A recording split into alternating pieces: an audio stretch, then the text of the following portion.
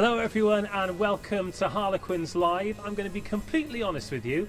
Everybody here has got a bit of a spring in their step here at the Twickenham Stoop today after a couple of fantastic results on the road, but now it's time to bring it back home. We've not won here since August, but you know what we're like on this show. We're all about focusing on the positivity, so we're going to make it 3 in a row for the first time in a long time. As always, we've got a great show for you today. I've got 2 guests for the watch along making their debuts on the show. We've got Tom Lawday and Nathan Earle. We've also got the chance for you to leave today with a pair of Marcus Smith's signed boots. Of course, the massive news is that the number 10 has signed long term, so we're going to celebrate that by giving you the chance to win those signed boots. More on that competition later. We've also got the Grass Chronicles Part 3, and we catch up with Kev Gill, who is, of course, the head of analysis here at Harlequins. But first, let's hear from the coach of the moment, Jerry Flannery.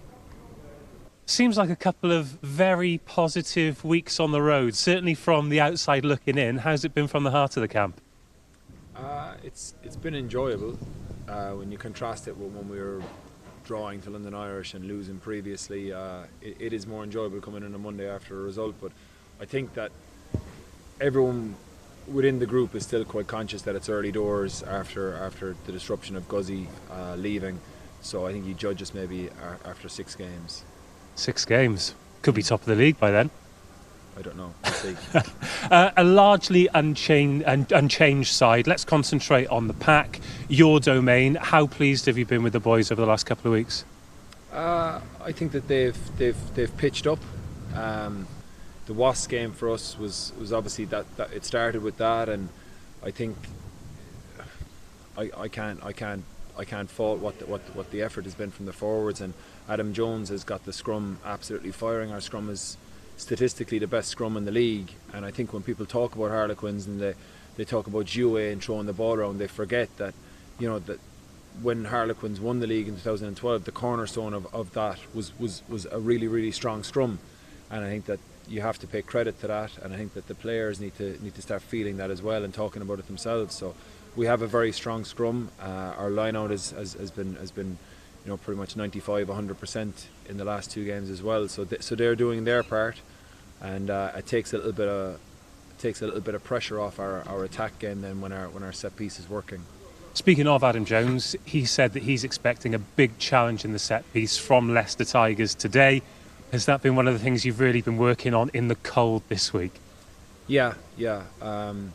Chatting to Bomb during the week, and he would have said, like, listen, you know, it doesn't take a rocket scientist to figure out that Leicester's game now is all focused around their set piece, and the way they work their way up the pitch from inside their own half by winning set piece penalties, by winning scrum penalties, with a strong kicking game. So if we can impose our scrum on theirs, I think it will give us a huge advantage in the game.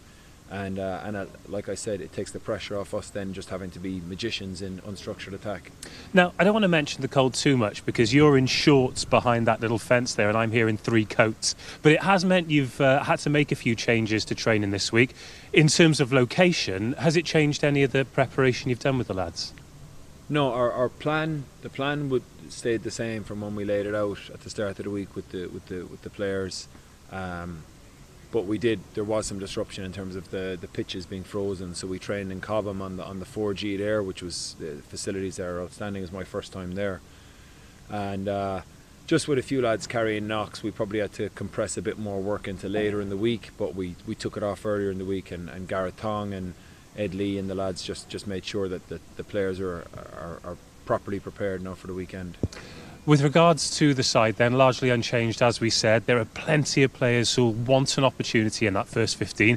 What are you saying to them in terms of ways in which they can push the players who are starting and really sort of build a strong squad that can push on here at Quins? Sorry, say it again? Largely unchanged 15 and we're getting good results, but there are plenty of players who aren't getting selected who'll feel as though they can make a big impression. Are you saying anything to those lads to keep them pushing and putting pressure on those lads who are starting?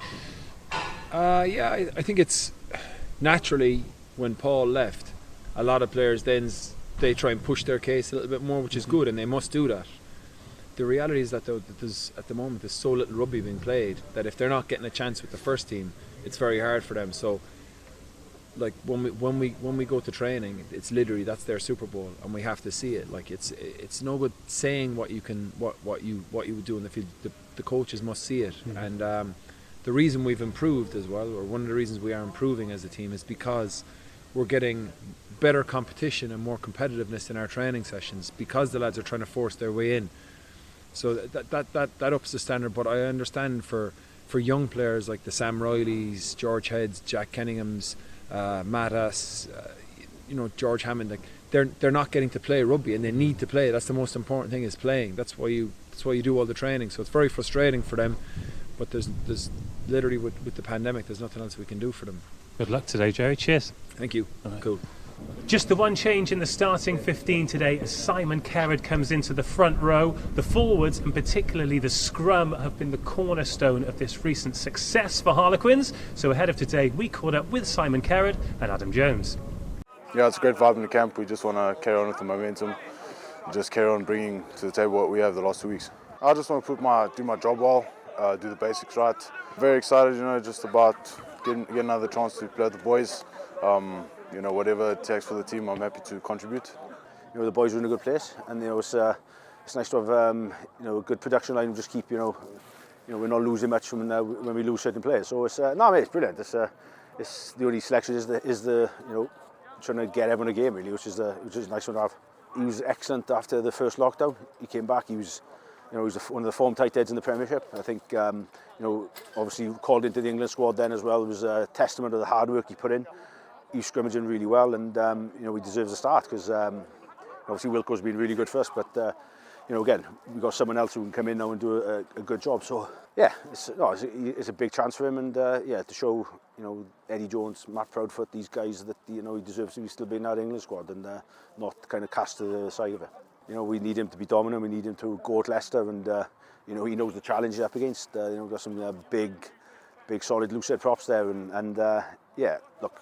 Around the field, he's hit rucks, make his tackles, and carry hard when he can. He's a good threat over the ball, but he can't go much further than dominating the scrum and doing his job there, which is his number one as a tight head. Yeah, scrum's really improved a lot. I think Bowles, Marler, and Walker are doing a good job, and we go hand in hand with them. It helps to have strength and depth in those positions. I've said previously, it's a really competitive position that we're in at this club with a lot of good quality tight heads. So Simon's got some big shoes, but Simon, as I said, he was our first choice sort of end of last year and start of his first lockdown. So we've got more than enough confidence in him. It's always a big challenge when traditional teams like Leicester, Exeter, they come with a big pack. So it's always nice to have that challenge. There's a lot of history in their scrum, and there's a lot of good international quality scrummagers and a lot of nous there. So no, it's the hardest game we're going to have in the scrum, I think, so far.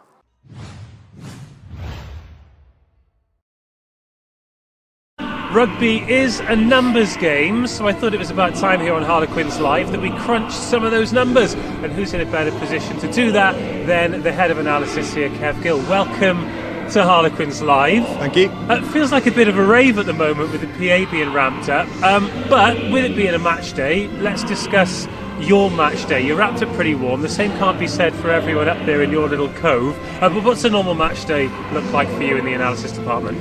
I typically get here 3-4 hours before, get our kit set up, make sure our feeds are coming through, to get prepped for the match, make sure everything's ready, nothing's going to break, basically. Well, you say nothing's going to break. What kind of equipment are you using? I mean, what could go wrong? It's typically something wrong with the feeds we're getting, something wrong with the ref mic, that sort of thing. They're the things that you just got to check up on beforehand. Our kit typically works all right. Software's okay.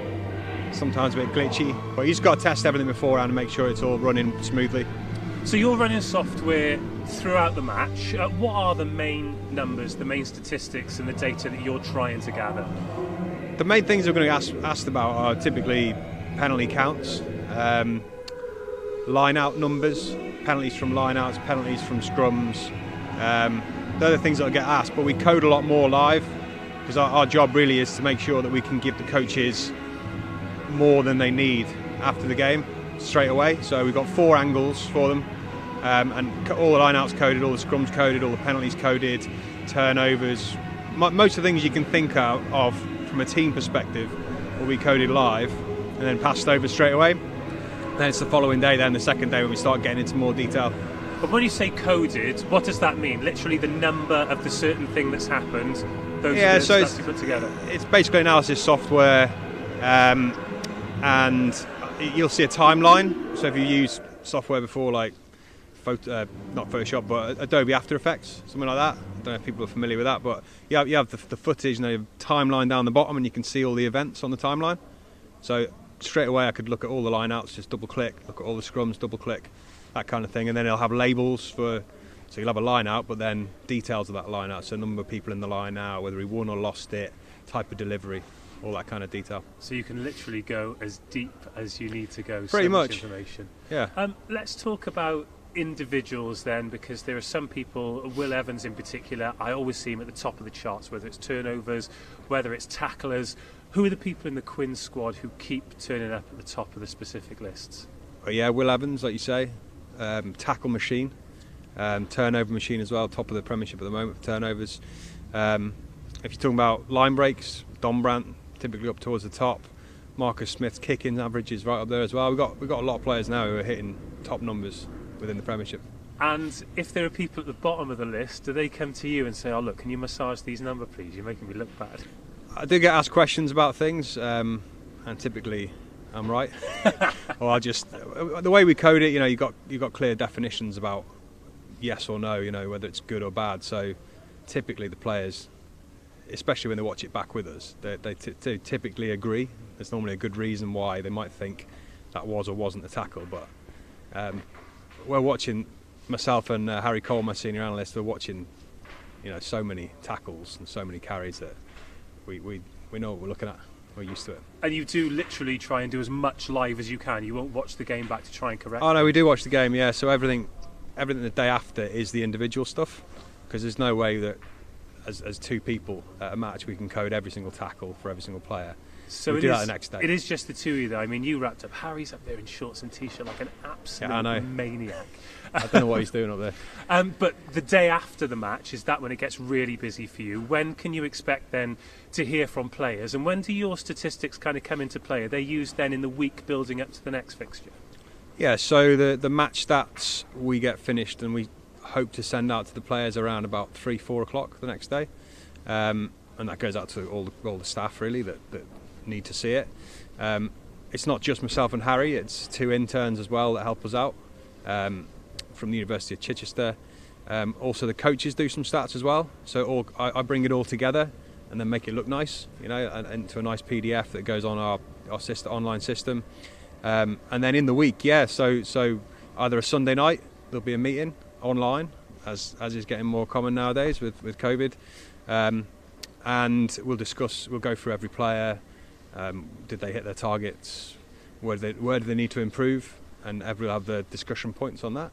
But then, to be honest, for me, then I'm moving on. Then I'm 2 games ahead, so we're just handing Newcastle stuff now to the coaches. So we've analysed everything on Newcastle for them to start looking at it with our data alongside it. So we're kind of, my mind's ahead of that now, So sometimes it's quite hard to compartmentalise where you're at, because you come to a game today and now obviously I'm thinking about today and what matters today, whereas then you've got Sale and then you've got beyond that, so you just have to stay, you kind of re-look at everything in the morning of the game to make sure you're on track.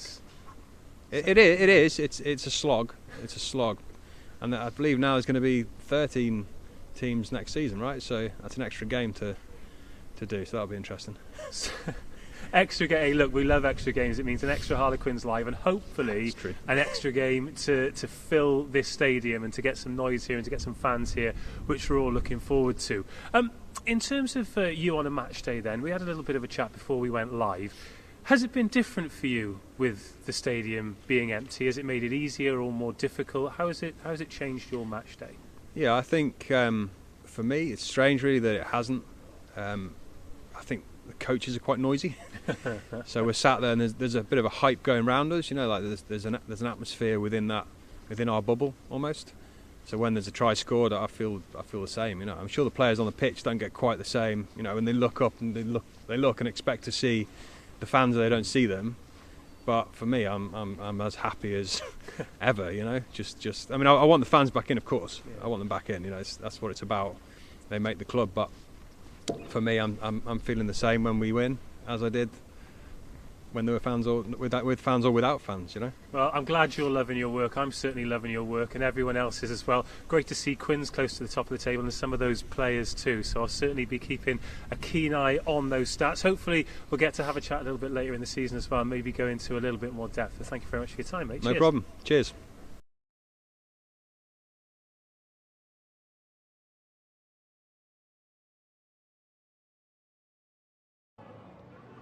Counting down to kick off here at the Stoop. Less than 15 minutes to go.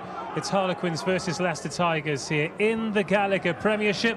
The big news at the Stoop, of course, has been Marcus Smith signing his new contract. So before we meet our guests for today's show, let's hear what the man himself had to say on the matter. Yeah, I'm absolutely delighted to get it over the line. It's been hanging over my head for a couple of weeks now, and for me to get that signed and sorted now, it allows me to focus on my rugby, and I'm massively excited about what this group can bring in the coming years. I've been part of the club now since I was 14, 15, and the academy set up. I've enjoyed every minute coming through the academy and making my first team debut at 18. I've enjoyed working with a nice range of coaches. I've enjoyed working with some brilliant players on an international stage here at Quins who've helped me massively, as well as guys who I've come through with in Caden and George Head as well. And for me, I wanted to extend so that I could continue to build with this unbelievable club and hopefully deliver some titles in the near future. For me, my family are massive. My mum, my dad, and my two brothers. My two brothers are very, very critical, very cynical, and they give me both sides of the coin, I guess. The positives and negatives, and then my mum and dad. My mum, very, again, straight down the line, sort of straight shooter, and my dad's puts an arm around me as well and gives me his honest feedback. So I've got a good, nice range of feedback there. I try not to go too external because, again, too many ideas would have clouded my mind. But for me, my family were a massive part in this decision. They're not far from here. Brighton's not too far, so I get to see them often. They love the club as much as I do. And for me, it was a no-brainer when it comes to it at the end of the day, and I'm delighted to stay here at Harlequins. Yeah, 100%. Ever since I made my debut for this brilliant club when I was 18, the fans have put their arms around me, the players, my teammates have put their arms around me, as well as the coaches. And for me, it feels like home, and I'm glad to be extending my time here. There's always support for me, and I'm really, really grateful for it. And for me, I guess it's time for me and the rest of the squad as well to start delivering the success we want, and we know that the fans want as well. So for us, it's pressure on now and time to get our head down and start working hard.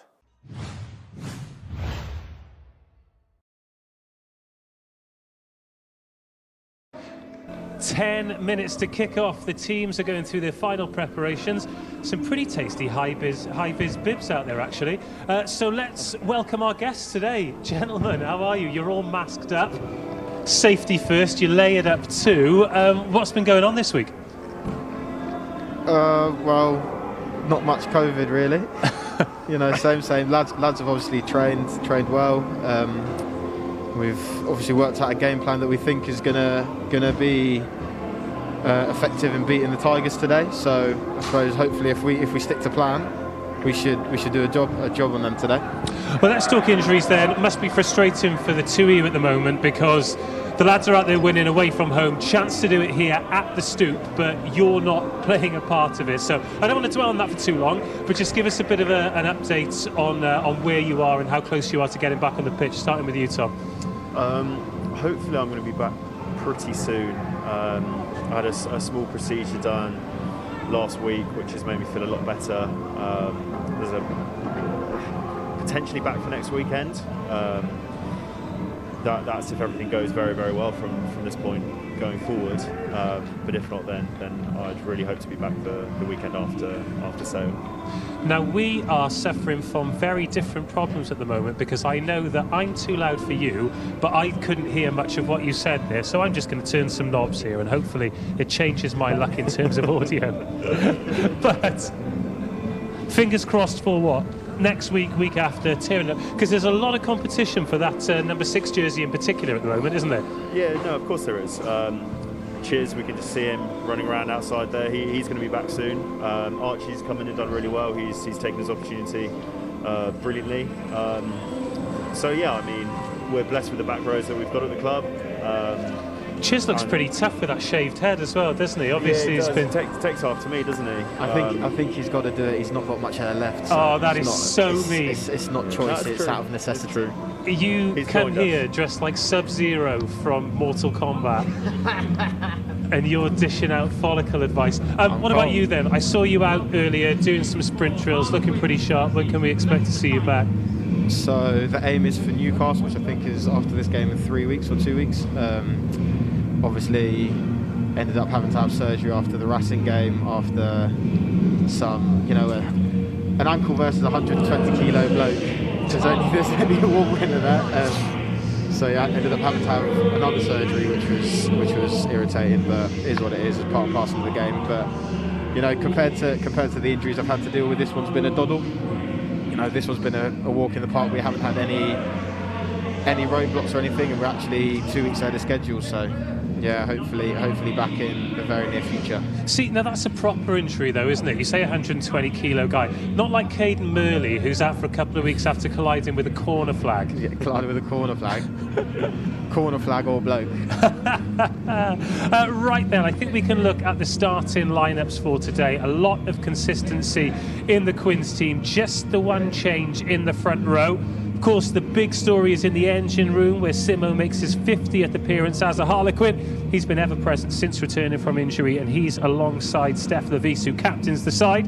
In front of them is the only change from last week's win at the Rec. Simon Kerrod returns in the front row alongside Scott Baldwin and Joe Marler. The back row remains unchanged, with Archie White on the blind side, Will Evans, the league leader in turnovers at open side, and Dom Brandt looking for 3 tries in 3 games at number 8. The back line remains unchanged. Danny Kerr starts at scrum half, who, like Dom Brandt, has scored in back-to-back outings. Outside him is Marcus Smith with the ink dry on the new contract. He, of course, is the first player to reach 100 points in the Gallagher Premiership this season. Esther Hazen and Marchant in the centres. Aaron Morris on the left wing, having got his first try this season against Bath.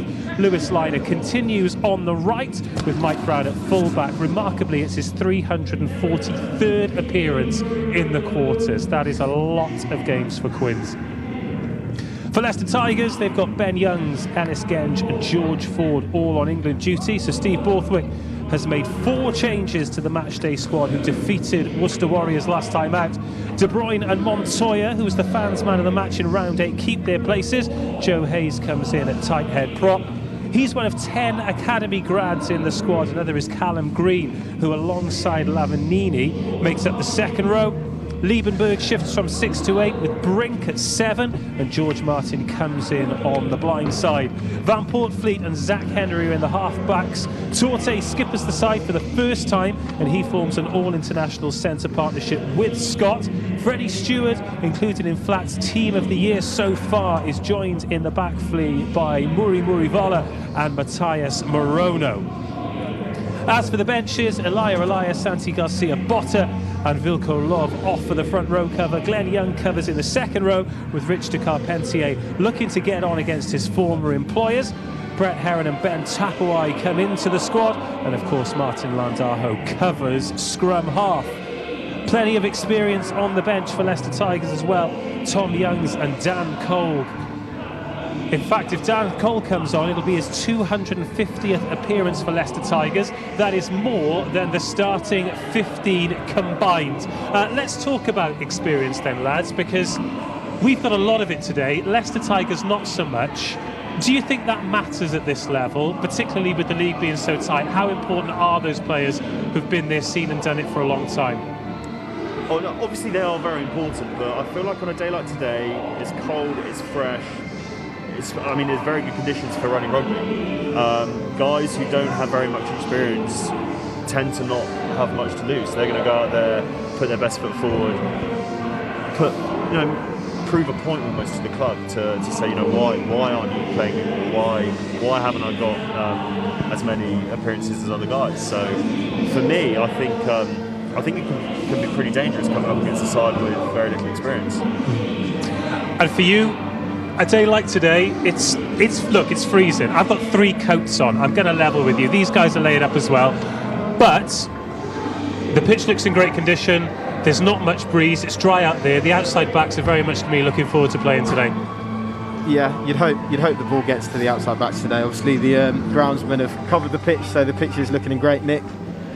And like you said, I ran on it earlier. It's really firm and it's dry, so hopefully, we can actually throw the ball about a bit today. And we've got a dangerous back three. Lewis has been playing brilliantly. Aaron and Brownie as well. Brownie, the evergreen, as they say. So yeah, as a back three player, you'd be licking your lips. I mean, wrap up warm.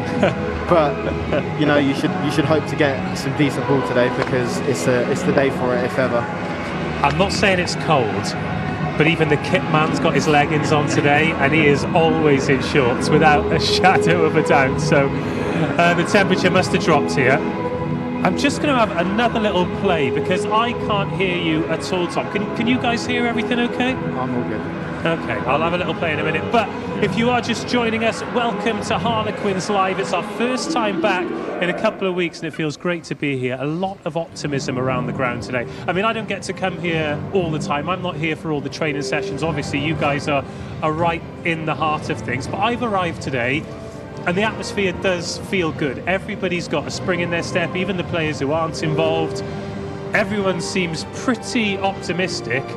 A victory today, we could be as high as 3rd in the table. I know there's a lot of rugby to be played, and it's very sort of condensed there in the middle. And if we don't win and we do drop down the table, it doesn't really matter because there's plenty of opportunity to. But this feels like a good place to be here at the moment. The Stoop, Harlequins, lots to be optimistic about. 100%. It's a very enjoyable club and place to be a part of at the moment. Training's been great. The boys have been, in really good places. The mood in camp's been awesome. We've obviously got a little bit of momentum over the past couple of games, and we're looking to carry that into today. But yeah, I feel like the boys are loving it. The boys are really loving it, and to have an opportunity at the Stoop to try and get a 3rd win on the bounce is fantastic. It's been a little while since we had 3 wins on the bounce, but the players will be making their way out of the tunnel shortly. Just a reminder for Quins members, you need to get your code entered in for some free points. We love giving you free things here on Harlequins Live. We've got a pair of Marcus's boots. I bet he's got tiny feet. What is he, size 7? Oh, he's just a big baby, isn't he? So. We've got a pair of his boots to give away, but before that, make sure you enter that code that's on the bottom of your screen now. Quins Tigers 25 for some free points as the players make their way out. Simon Carrot out there in the number 3 jersey. He's the only change in the starting 15. Lewis Liner rocketing across the turf. I'm excited for Andre Esterhausen as well. He's a big lump, isn't he? He is a big unit of a man, yeah. He's a hard man. Leicester Tigers in their change jersey. An interesting strip, that one. Yeah, not sure what I think about it. Nothing on the quarters. Not sure what I think about it. Nothing on the quarters. Right, I'm going to have one more fiddle with this to see if we can sort out Lawday's microphone. Sorry about this, everyone. I'm letting you behind the curtain, but these are the pitfalls of live television. But we're delighted. Technical difficulties. Don't you throw me under the bus. Suffering technical difficulties. You two are making your debuts on this show. Let's not have any trouble from you. But Quinn's kicking off. Marcus, not saying he's feeling the cold, but he's got a scrum cap on. Do you know why he's got a scrum cap on? Because he hasn't been able to go to the barbers. He literally... I don't know if there's any man in Premiership Rugby who goes to the barbers as much as Marcus Smith, but we are underway. Enjoy it, boys. Enjoy it at home. Oh, and a knock on from the kickoff. And a backdoor offload from Kerrod. That's why you pick him. Oh, I love this. Straight into the 22 already. Baldwin putting the hands on it. Smithy making his way through, and Lewis Liner for the corner. Oh, not quite. I thought we were in. So we spoke to Jerry Flannery earlier. Off the record, he said he fancies a bonus point win today. Off the record. Well, he didn't say it on guard, and then we've given away the penalty. But that's a bright start, isn't it? Straight on the front foot. It's a good start. It's as you'd want to. Yeah, it's as you'd want to start a game. Yeah. Obviously, Leicester are playing a very conservative brand of rugby at the moment, so we'll see what they do now. I'm expecting them to kick on us. But you know, if we can keep the game that open, I'm not sure Leicester can hang with us at the moment. They're probably doing the right thing, though, aren't they? Like, considering the season they had last year, to play a conservative brand and try and get some consistency. And they've had some good wins this season as well. This is not going to be an easy afternoon by any stretch of the imagination. Oh, no, definitely. The style of rugby that they've played for a very, very long time has not really changed over the years. They're a strong set-piece side. They're going to look to outmuscle you in scrums, mauls, come line-out time, and you know we're expecting to see a lot of that today. And as we've seen here, you know, not a fantastic start in terms of discipline, which is something that we've looked to address over the last few weeks. But yeah, I mean, we're going to look to give as few set-piece opportunities as possible to them. Back-to-back penalties for Leicester, 63 metres. There's another advantage. That's poor. 3 pens in 3 minutes. That's very poor. Oh, scrap time. Oh, here we go. Deuces up, lads. Deuces up. Who started that? I was looking at the desk. I'm not sure. Oh God! I hope there are no cards. I really hope there are no cards. Oh, good. How can there not be? Matt Simmons is surrounded by 4 blokes, including Lavanini, who's perhaps the biggest bloke I've ever seen in my life. Yeah, Simo's got 5 Leicester Tigers around him there. Yeah. Oh, goodness me. I think Joe Marler's done the sensible thing and he stayed on the deck out of everything there. Oh, maybe been Steph. Well. Steph's rocking a scrum hat as well. Maybe he's cold. That's a bit of fun, isn't it? Well, we don't have the benefit of the ref's mic. 2 skippers are over. Bearing in mind, this is the first time Taute's skippered the side, so straight into it for him. It'll be talk to your teams. None of this, please. 3 pens, next pen's yellow card. Yeah, 3 pens, and we've got 2 minutes on the official game clock, so 3 penalties and a fight, couple of knock-ons. A fairly nervy start, I'd say. Yeah. But it'll be interesting to see what they do. They've got to go points, haven't they? That's what I would have thought, but no, they're going to look to outmuscle us. I'm not sure Steve Borthwick will be too happy with that. And test out our maul defence. How do I turn your mic up? Can the people at home hear Tom?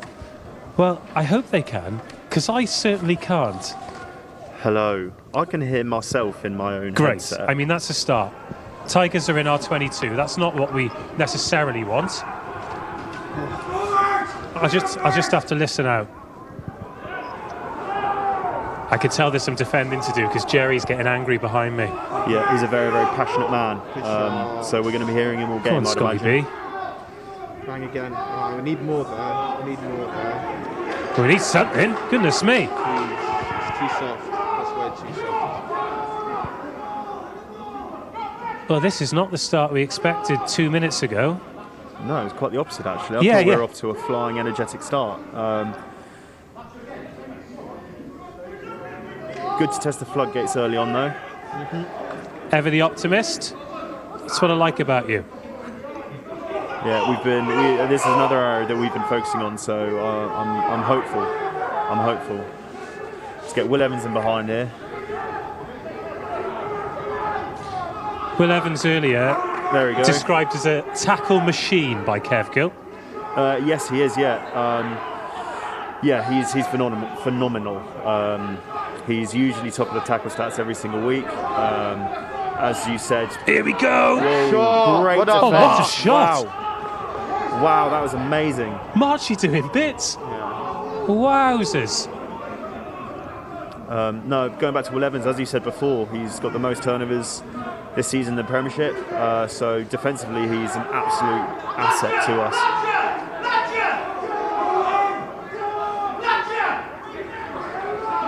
Over the line, try time.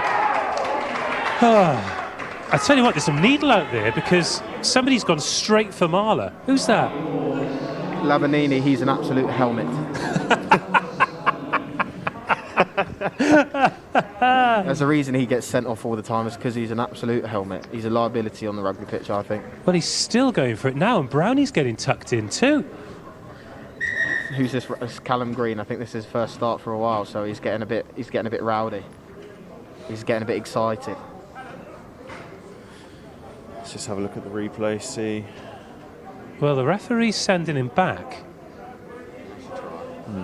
Yeah, No one can accuse Leicester Tigers of coming here and taking a backward step. They are certainly some credit where it's due. Definitely. There was a lot of discipline went into that try, a lot of phases. Yeah. Well, We're the masters of our own downfall sometimes. Yep. You know, we're in a fantastic position early on. After, you know, there's 5 minutes on the clock now, and we've given away 4 penalties. One wasn't given, but they had the advantage, and they've scored a try. And our focus for this week was to concede 10 or fewer penalties. So not off to a flying start there, but hopefully we can lock it down now moving forward. 5 minutes gone. Leicester Tigers 7, Harlequins 0. Oh, I thought Marchie had pinched that then. Yeah, we've got it back. So Remember, we are giving away a pair of Marcus Smith's boots. We'll be getting some of your entries into the competition at the next breakdown. This is what I mean by Lavanini's dangerous. He's just hit Steph with no arms. He's going to go no arms again. What's the ref bringing us back for there? Is that penalty for the no arms? Points. I think it's offside.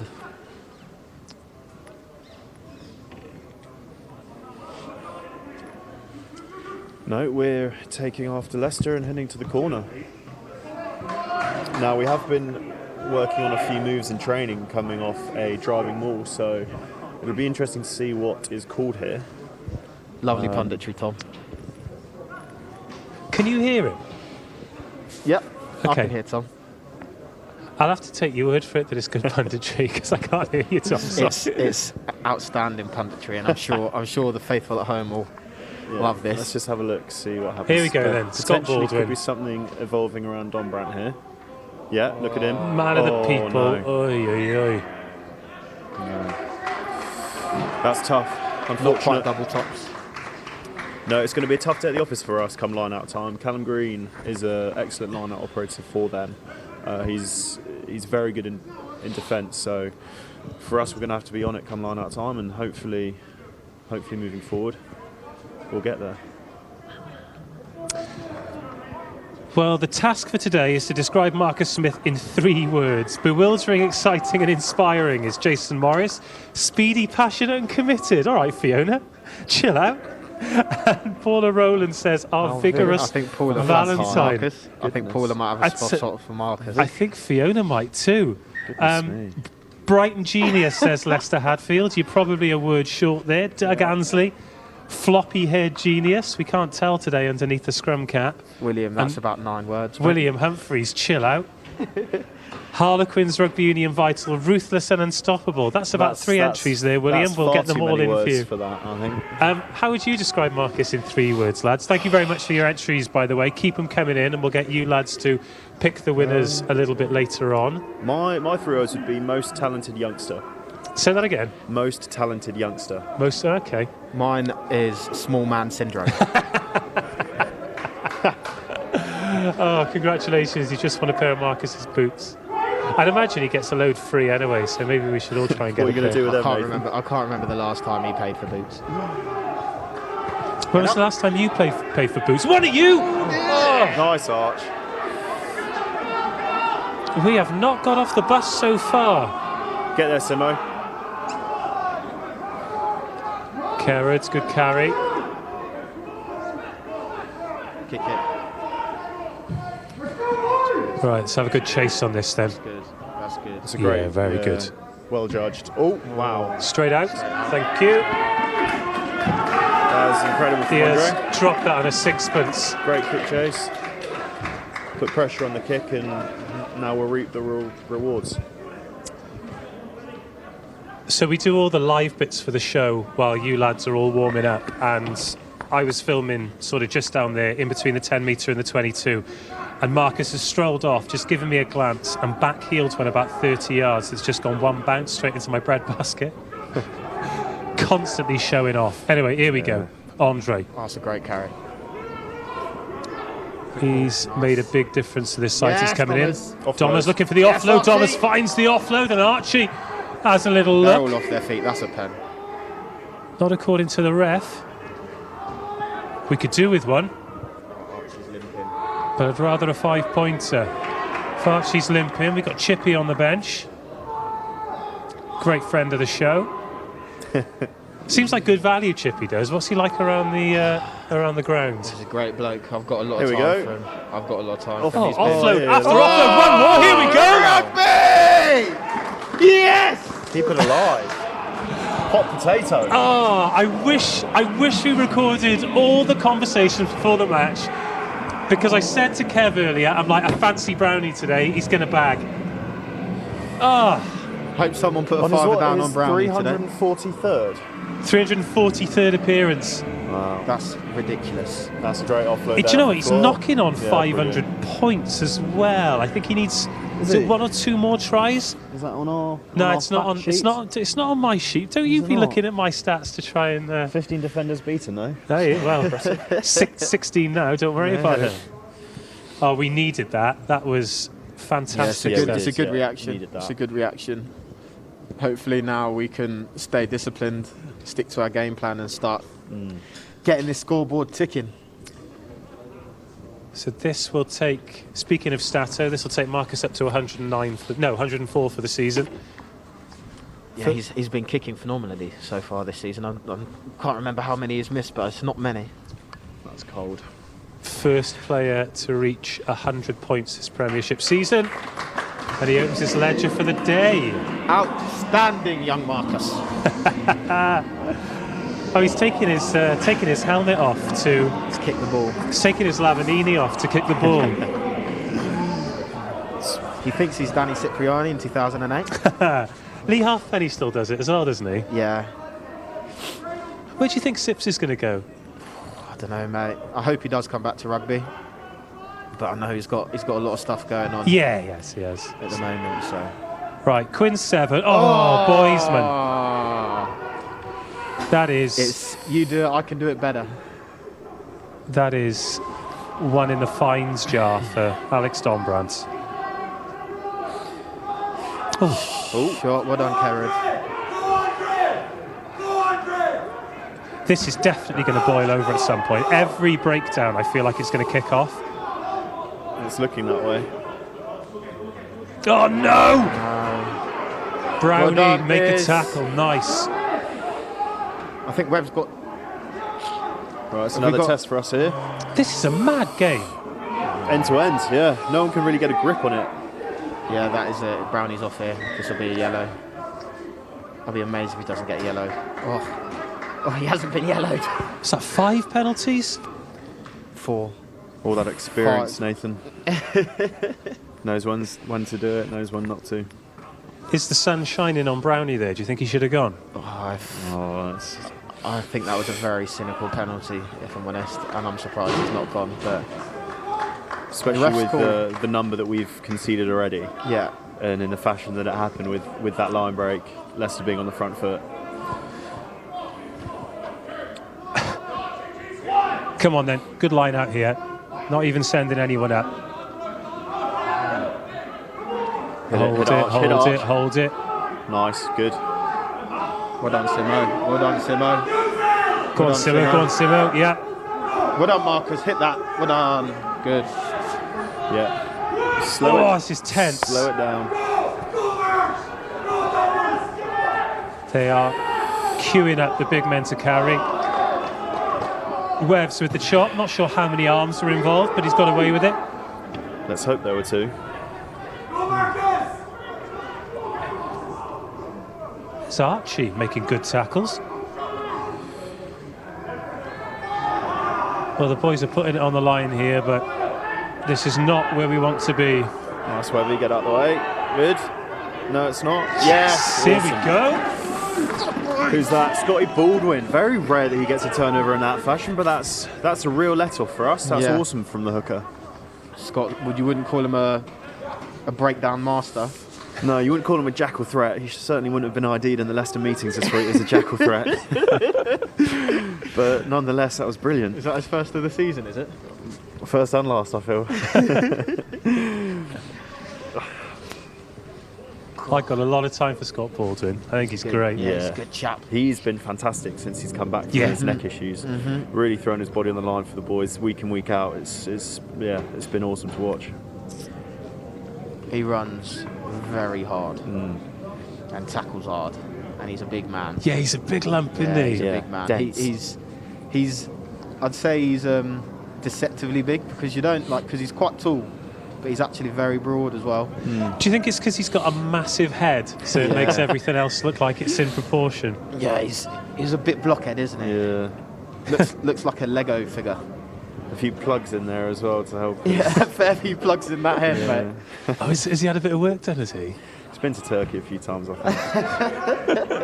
You can read into that what you will. There's no way his hair was that full last season.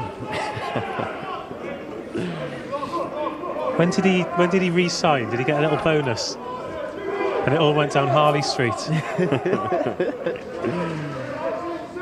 Either way, as long as he hits his man here, he can have as many plugs as he likes. That's a great throw. Absolutely nailed it. It's a great throw. Nice arch, stay strong at the front. Leicester's lineup looks good though, doesn't it? It does, yeah. No, as I was saying before, Callum Green's a very good operator, so we're going to have to be on it. But that was brilliant. You know, the maul was well Go on, set, Aaron, get on that. Yes, and that's good chase. good gains. Good games. And there's Webb with the chop. There we go. Oh, I thought Martin was in on that. He's got it, yeah. He's got it. Yeah. Yes, he has. Outstanding. So the front row with the turnovers this week. That's awesome. Couple of W's for the front row union. What are we saying here? Points or corner? This is a corner. Odds. Whoa. Oh, 10 metres though. Told you Labanini's needs a helmet. Yeah.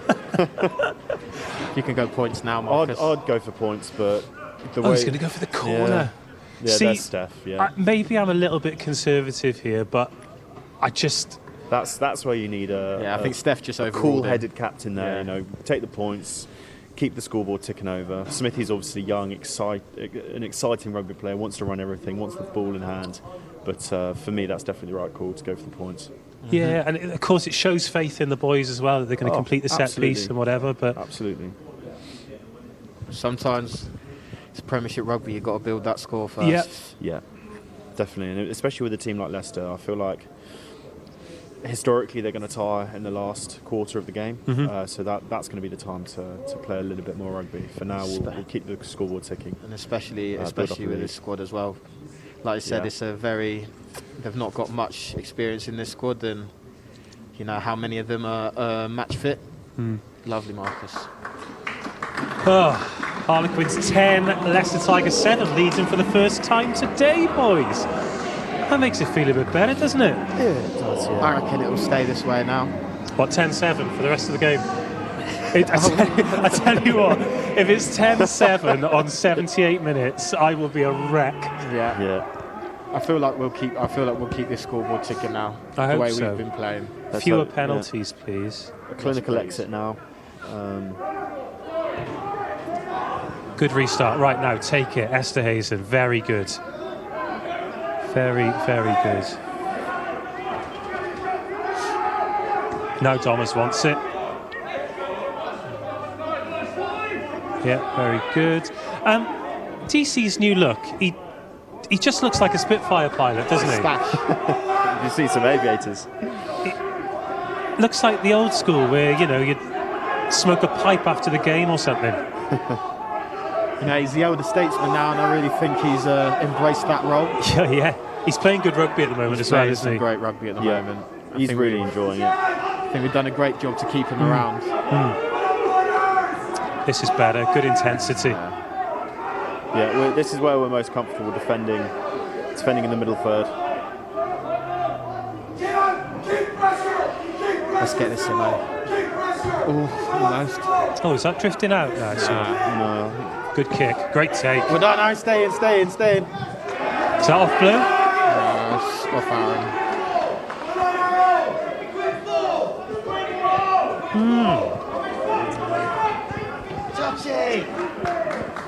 Tell you what, they get excited behind us, don't they? It's because there's nothing much else going on. Very, very cool. coach is having a good time. We're having a good time too. Keep your entries coming in. Some Marcus Smith up in 3 words. I can give you a few if you want. You can. I mean, you've already pushed the boundaries with helmet. Thankfully, we're not. Are we not allowed to say that? We're not Ofcom regulated, mate. You can say whatever you like. I'm not going to say whatever I like. There might be kids watching. There will be kids watching, and welcome to Quins fans of all ages. We are delighted to have you. Did you watch any of the England match before kick-off? Yep. Did you see Johnny May's finish? Like a flying salmon. Like a flying salmon. Yeah, I'll go for that. Here we go. Let's get the rumble on. Short side. Get outside that tight head. Get outside that tight head. Yeah, try and get that tight head in. Oh, no. Okay, here we go then. Little nice. Andre's chase. Oh, March, he fancies this. Get him. Well done, March. It's a good pick-up. Oh, get on that again.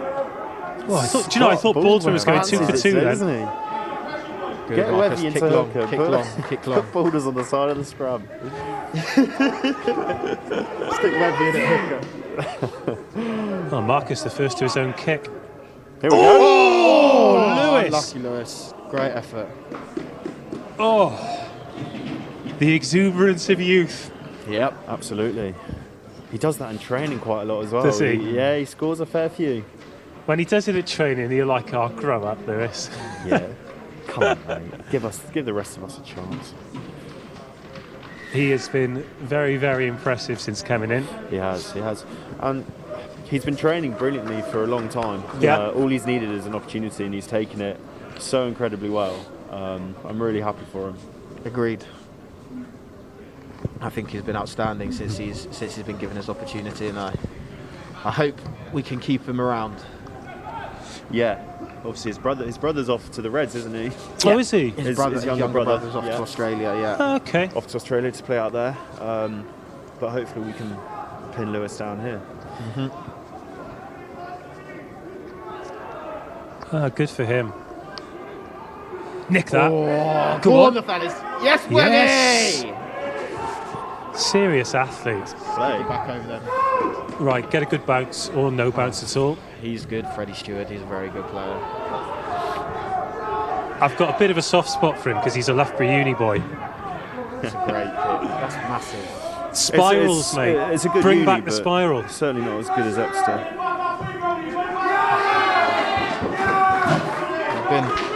I must say, I've been very impressed with Freddie Stewart so far since because he's a young lad. I think he's only 19 or 20, and he's not playing like it. He's a good player, a proper good player. Well, Flats is knocking about somewhere here today, and he put him in his team of the year so far at fullback. So I don't think there's been a better fullback in the league so far, and I'd agree with that. Obviously, Brownie's very, very close as well. Of course he is, yeah. Of course he is. Oh, come on, boys, tidy it up. Oh, he's been tackled off the ball. Yeah. Here we go. Yeah, this is what we like. Dom was once. Not 10. One not more. 10. Steph, stay wide. Yeah. Has Danny just sent Steph into 4 massive blokes there? Oh, yeah, Danny's yeah, not absolutely. carrying that, No. Scrum halves don't Go fancy again, that. go again. Oh, Nathan's getting excited. Yeah, you are, mate. I'm hoping that if my heart starts racing, I'll warm up. Do we have an outside air temperature here? Oh, the old Apple Watch. Other watch he's brands missed are available. Are available. Yeah. Ah, goodness me.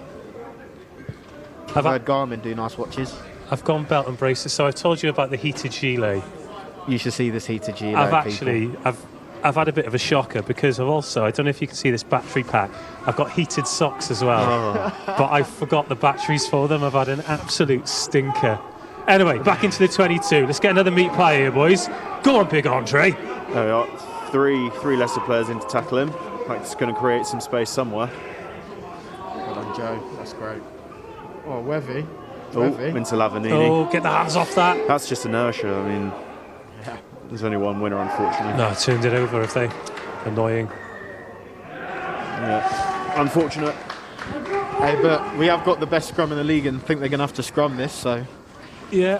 Let's see how it goes. Joe's been scrummaging phenomenally well, and K-Rod, when he's been on the pitch, is scrummaging really well. Yeah, and, definitely. You know, it's nice that we can rotate our tight heads. Wilco's been brilliant so far, and you know, we probably have an embarrassment of riches at the moment with tight heads, with Will Collier soon to be back fit as well.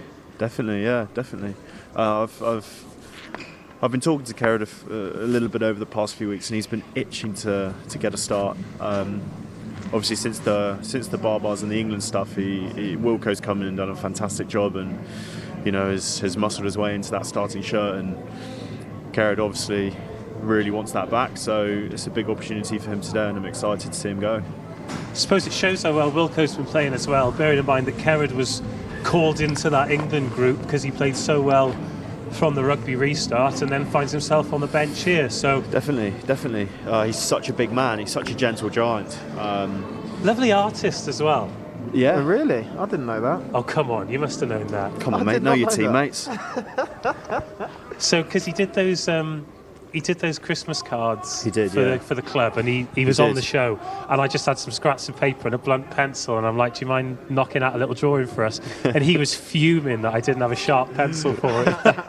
But still did a cracking job for us, and it was he was a great guest. Yeah, He's quite he's obviously very softly spoken, but he's pretty funny on the sly as well, isn't he? He's very dry. Yeah, he's got a lot about him.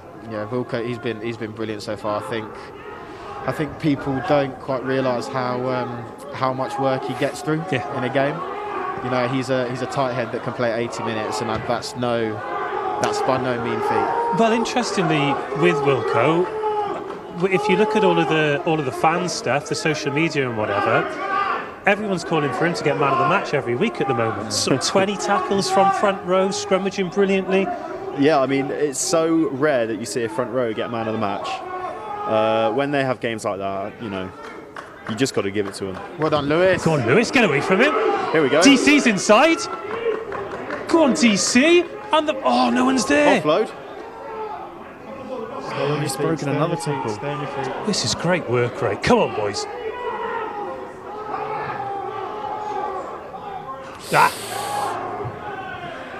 Advantage over? Let's hope so. I'll take that. Yeah, we got another attacking opportunity just outside the 22, so not the result that we would have wanted, but certainly not a terrible result. Obviously he's very young and he's got a lot of developing to do, but just seeing Lewis get away from the tackle there, is he a lot stronger than he looks? Yeah, Lewis is, and he's deceptively quick as well. He just runs really hard, and there's a lot of X factor. So fair play to him. He doesn't look like much, but I think, you know, to his you know, giving him plaudits, he's a tough tackle, and he's a tough cookie as well. And you know, he's shown in that break there. He's got a bit about him. So up it goes. Very good. That's good. We've got a free play. Oh, is this an advantage coming too? Expect a little chip over the top, maybe, bit of space in Starting behind. to come now. 15 minutes of the first half to go. Back into the 22. Andre wants. Lewis slipped there in defence. We've got him. Oh no! No! Yellow card. Yellow card. Oh please! Yellow card. The optimism.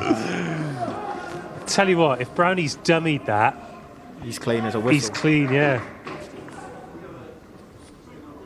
Yeah, Murivalu found himself in a very compromised position there. Yeah, he just slipped off his inside foot. Yeah. Which obviously gave us the advantage. But yeah, another opportunity not quite executed. Some gamesmanship here by Marla. Probably needs a breather.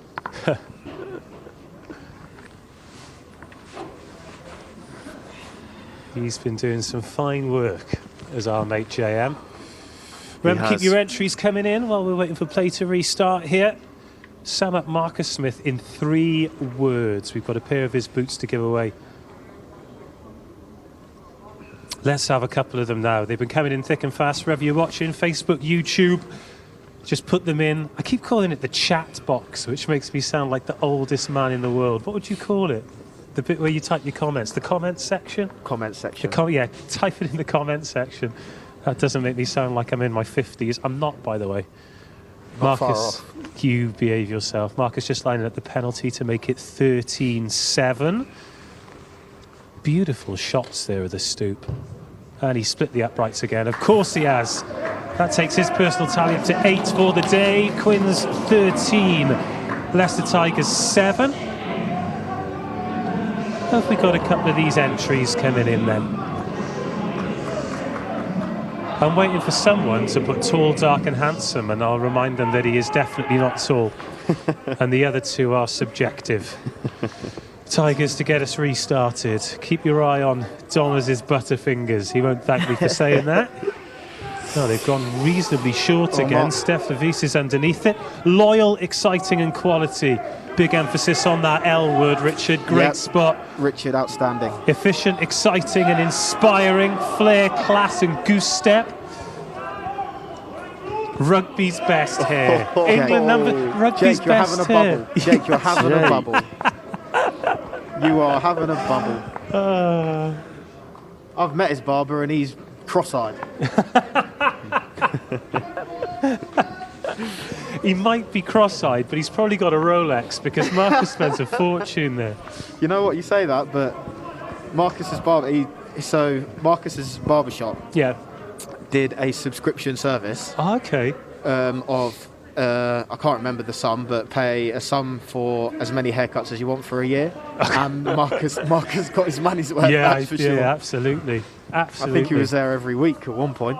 And it looked like it. But he was just like, just do the back and the sides, lad, leave the top. I want to look like Justin Bieber in 2011. Get a nudge on that then. Big chase, here comes Aaron. Oh, a great nudge. Just watching Aaron come up the left-hand side here, he looks like a sprinter, doesn't he? Like he's got a great action.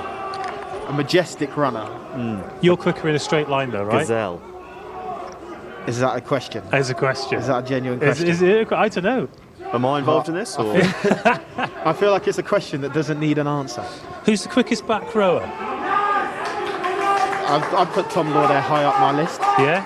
It would be Richard de Carpentier purely because of his sevens background. However, the remainder of us, it would be a good race actually. Yeah? It'd be good. Yeah, it would. I feel. Maybe we'll do It'd be it close. at the end of the season for the outtakes reel. We'll get the maybe. Back row in a race. yeah. What distance would you do it over? You know, like they do the mascot race. I reckon it could only be up to halfway, because any further the lads are gassing out. I think my hamstrings would go. Good take. Oh, he's him in the air! You sounded like a WWE commentator there. Yeah, sorry. He's hit him with a I'm very passionate about if someone's in the air, leave them, because it's so dangerous if you get hit. I've seen some dangerous stuff. So Yeah. Big time. No, and also get stuck into it. We love this. Yeah. This is why we get all the big names on the show. big names. We've got the number 1 and number 2 fan favourites. I'll let you decide among yourselves who is number 1 and number 2. In the comment section, who's number 1 and who's number 2? Who's faster? Me or Aaron?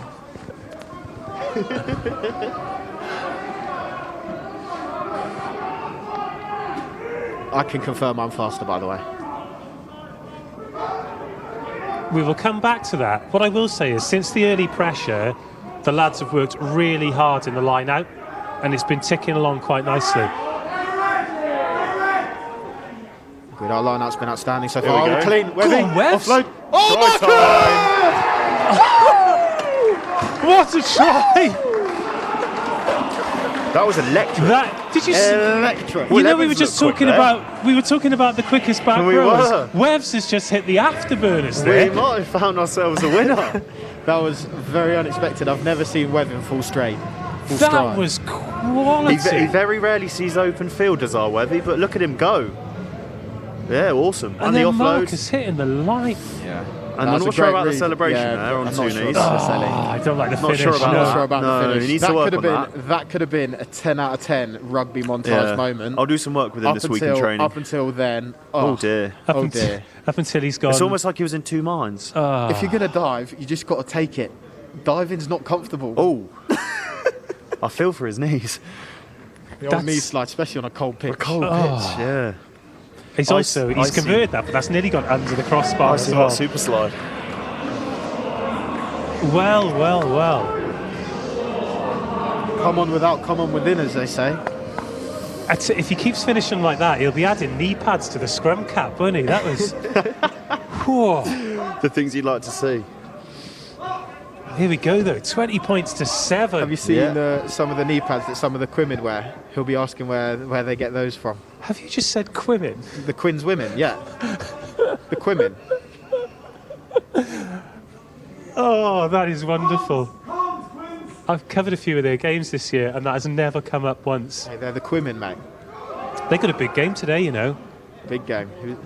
They lost to Exeter last week, by and I 1 did point, not see that wasn't coming. Fair play to Exeter, because they beat Saracens the week before, so they're doing bits. But this is Exeter's first year in the Premiership as well, yes, Women's Premiership. Yeah, and they've looked like a good mid-table side, but to beat Saracens and Harlequins back-to-back is pretty serious. No mean feat. Oh dear, someone! Oh, one of you boys. I mean, that's a hell of a chase, but come on. Yeah, Freddie Stewart again. Yeah. Very good. Sign in. Get him in. I'm not sure. He'll be commanding. We're short this side. Oh, come on. Twice the 9's been through. That's too easy. That's poor. It's really disappointing. The one spot on the pitch that should never be done is by the ruck. We always set our guards, and his only job is to tackle the 9 if he tries to run. And I don't want to be super critical, but he sold this dummy in slow motion as well. Wait till you see this. Here we go. Let's go on. We're short there anyway. Short by 1, yeah. Yeah, spacing's slightly wrong. At this level, you're going to get punished. It's the hope that kills you. It's the hope that kills you. But, you know, a nice bit of peace and quiet for 10 seconds. So calm before the storm, as they say. 20 points to 12. I think that'll be 6 minutes on the clock. That'll be spoken about at half-time. That's twice the 9's managed to dummy and go. Yeah. And I can't remember the last team of 9's dummied and gone and got so many gains against us. I'm still getting over you saying Quimmen, to be honest. Loughborough Lightning they've got today, by the way. I did have a little whisper to see if we could make it a double header, but I think 2 games on this pitch today would have been a big ask. Yeah, I think so. I think so. Yeah, I think the groundsmen have done a great job of. And I think if we'd have had 2 games on it, whenever the next home game would have been, it's a week's time as well, isn't it? Would have been a bog. So. I mean, you can kind of see where the scrums have been on the pitch. Although Sykesy is a top legend. Oh, good shot, Archie. That's a great shot. Yeah, we were due to hear from Sykesy today for the Grass Chronicles Part 3, but he was just too busy trying to get everything done. Did you boys see the big tent that they popped over the pitch before the game? Yeah. Apparently they were pumping 65-degree air into that. To get the grass going. I'd have loved to have sat under that. Yeah, do you reckon they could do that at half-time for us? Yeah. We'll get ourselves under there. Surely we can... Yeah, they've done a brilliant job to get the pitch looking like it is. You know, it's looking like a proper track. Usually around this time of year, but one side's a bit boggy, and it's really not. Well, I've said it a couple of times today already, but when I was driving in today, they were having snowball fights on Old Deer Park. You know, it's cold. Baltic. Well, you know, the Thames froze over yesterday for the first time in 60 years. Did it really? Yeah. Oh, great knowledge. That's a great fact. You're a man of culture, and I respect that about you. Yeah, I had a little Google search. I was on my dog walk yesterday. Oh, yeah. Noticed the Thames was frozen over. And when was the last time it was frozen? 60 years ago, apparently. What dog have you got? I've got an English bulldog. And he's offside. Offside. Thank you. Is it not a Shar Pei? Oh, you got an English bulldog? It's not a shot. So there's a story. It's called Titus. Titus. Yeah, it's a good name. After Bramble. No. After the Roman general. Okay. But also his second name's Bramble.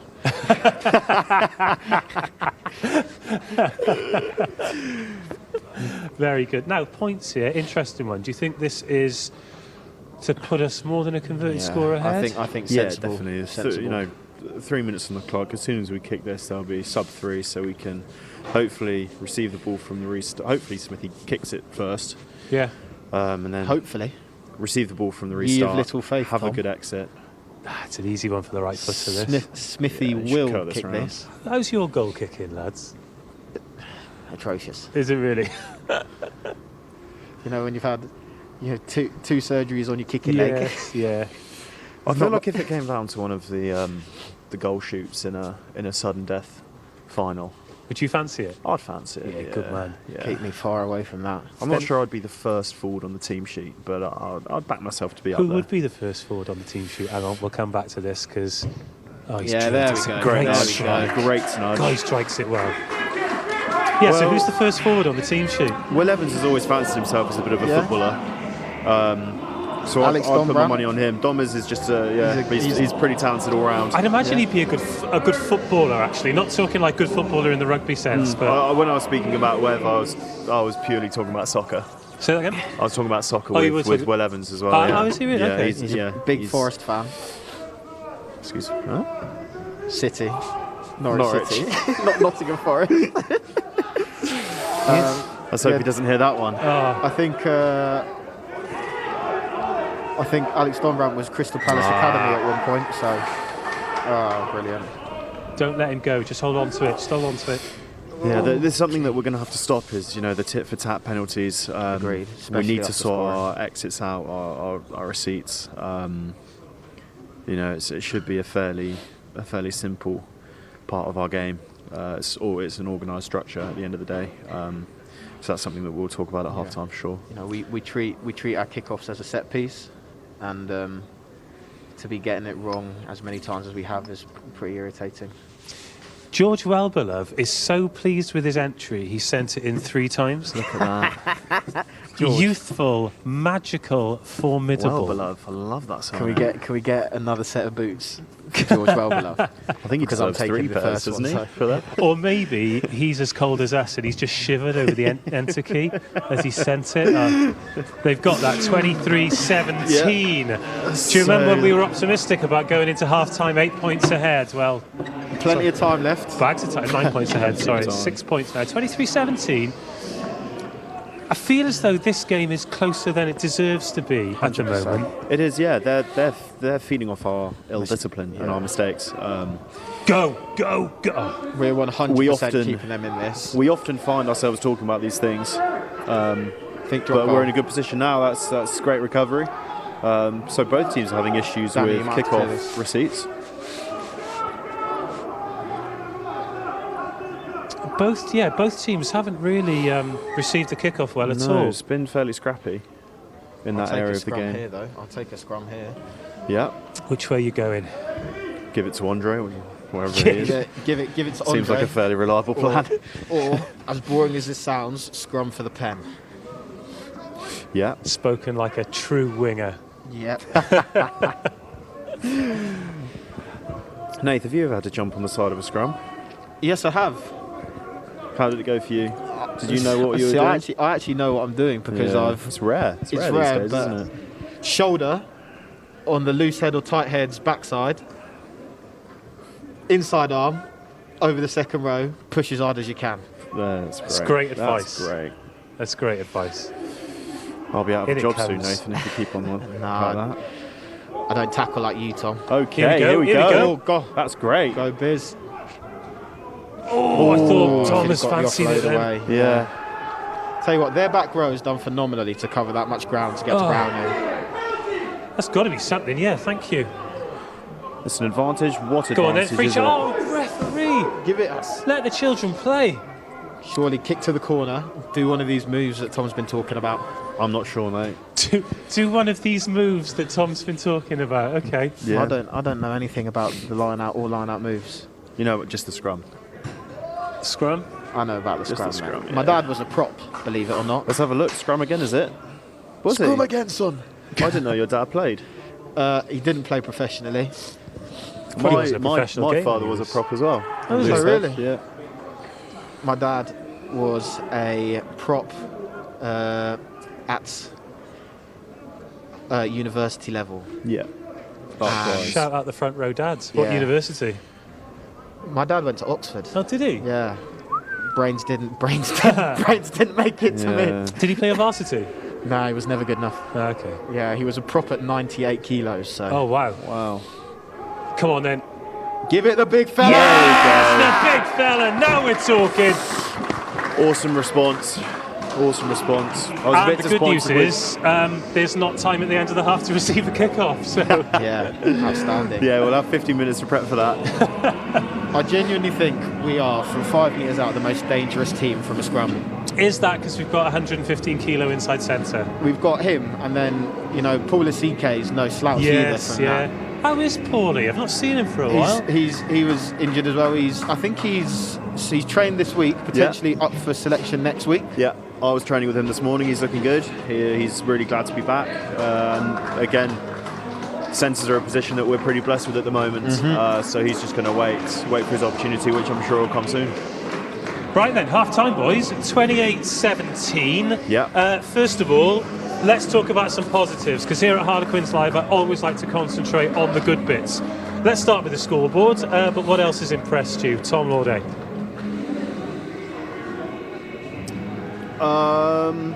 Set piece has been good.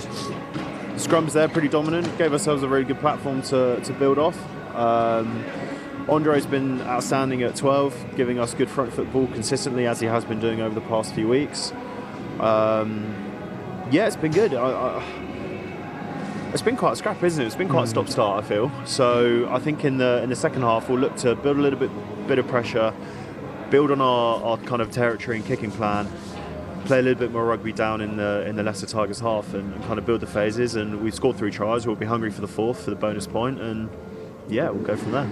And Nathan, what have you enjoyed? I endeavour to play some running rugby. You know, I can't remember the last time I saw us tap and go. Wasn't it after about 15 minutes? Before then. Okay. Before then. But it's that we're playing some running rugby. We're playing some exciting stuff and scoring tries. So always enjoy it. Right, boys, I'm going to leave you 5 minutes to go and get in the warm. I'm going to do the same. We'll be back for the watch-along with the second half. Remember, keep your entries coming into the competition. Some Marcus Smith up in 3 words. Some of these 2 lads up in 3 words as well, if you think you can do a good job of it. But in the meantime, enjoy this. It's When We Were Kings.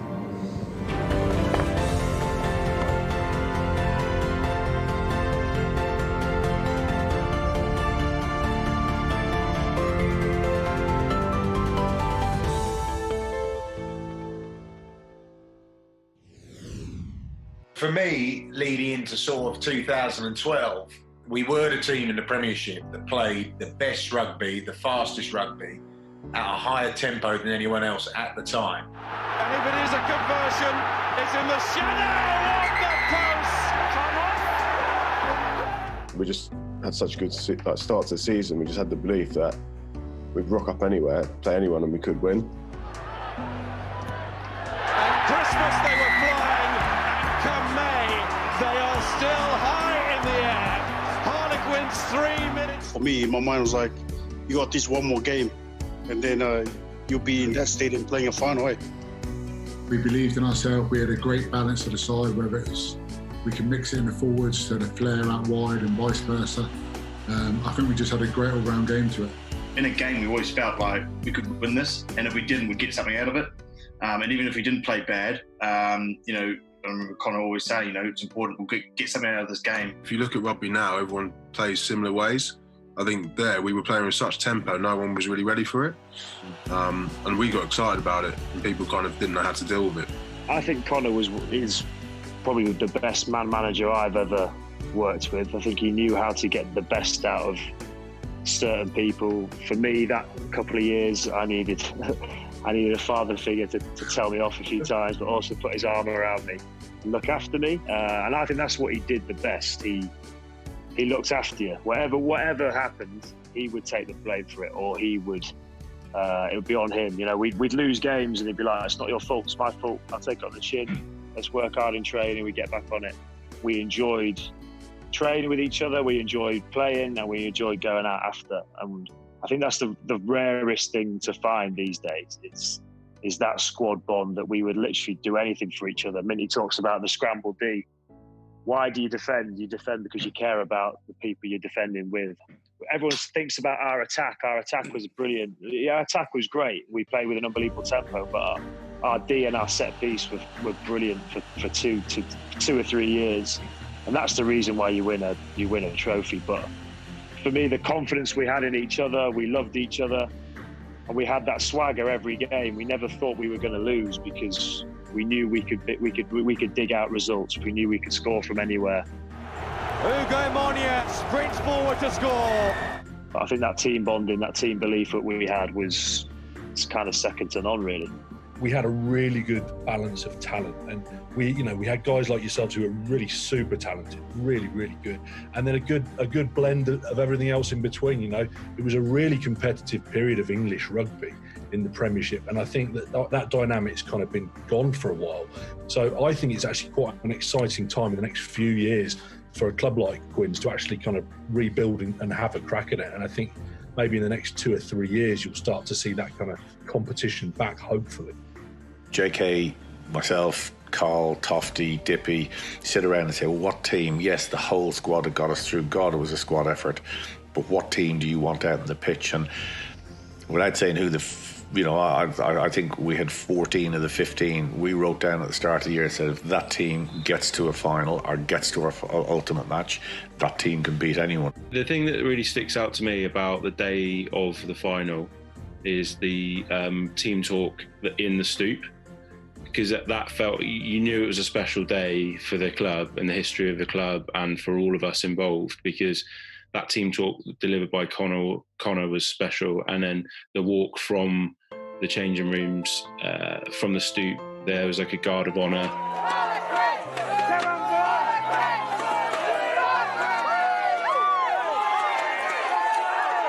I think it was actually very emotional for myself, and I'm sure you guys as well. Seeing how many people and actually how much it means to the fans, and I'm sure your friends, your family were there, you could see them all. And that definitely gave us a bit of a lift, I think, going into the change room. No other team will experience that who gets to a final that's at Twickenham. No other team, because it's not their home across the road. Leading them over there and up the rickety steps over down the other side, it was 8, 10, 12 deep. There's just all supporters all the way. And the emotion and the noise and the singing from that is you could not be moved. And I'm sure that if I was moved to tears, so at least some of the players were more than enthused. It was absolutely fantastic. It was a baking hot day, yeah, which made the Abu Dhabi preparation even more invaluable. Baking hot day, and it was actually a cracking game of rugby. And finals generally aren't. I think in the Premiership finals, how many had there been up to there? The first one was 03, I think, the first time the playoffs. There was probably maybe 2 exciting games that weren't.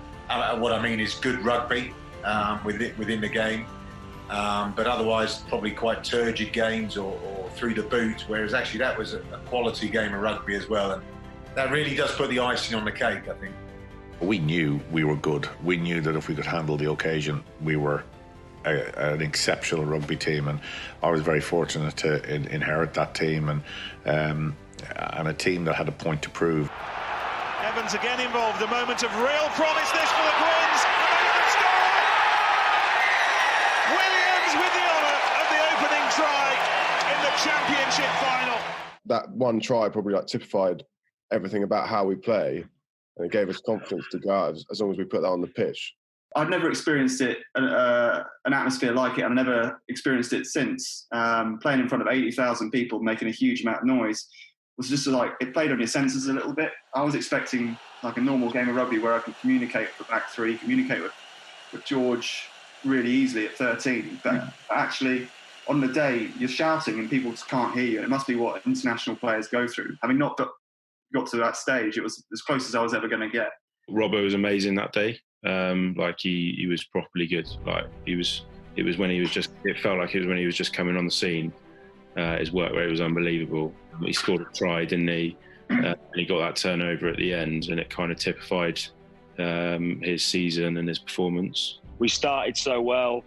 Then Youngsy carved us up twice after 70 minutes, and then we were scrambling on our own line, and then Robbo, obviously captain, fantastic, gets that turnover at the end. Cleggy has to boot the ball out. Just unbelievable scenes. When the whistle blew, I just went down on my knee and I was literally shocked that, we actually won it. All the big players for Quins put their bodies on the line. They had enough energy to see them through, and as Ben said then, it's good to see the side that comes top of the league has played some of the best rugby all year. Our front row and Ollie Cohn and George would have played 80 minutes, front five, semi-final and final. We built momentum with our scrum, I think. So, like, over those years, we became a really tight unit. 3 o'clock kickoff always makes it, there's more time to celebrate, isn't there? And then obviously we do our Sunday session and end of season video, what have you. And, we enjoyed those moments. We really did enjoy those moments. And that one was obviously extra special. A 146-year history. The greatest day. Champions. It's like a fairy tale, isn't it? The players inspired the crowd, and the crowd, I think, in turn inspired the players. When we came back to the club and a certain Mr. Easter said more than a few words, we went into tears again. That was an amazing end to that session. Loved it.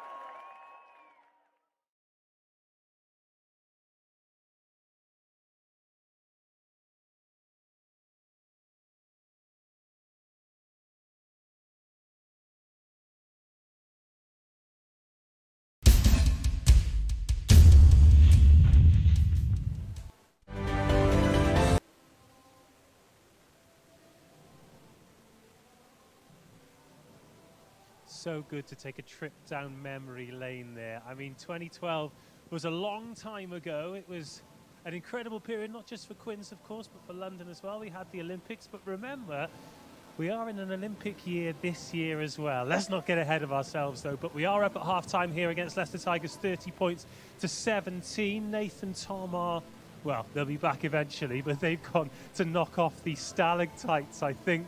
But all good here. Hopefully you're enjoying at home. Just taking a look out onto the pitch. It's holding up pretty well. Sykes's out there, of course, star of the Grass Chronicles. He's got his pitchfork out, and the good news is he can get his pitchfork into the ground, which means it's not frozen.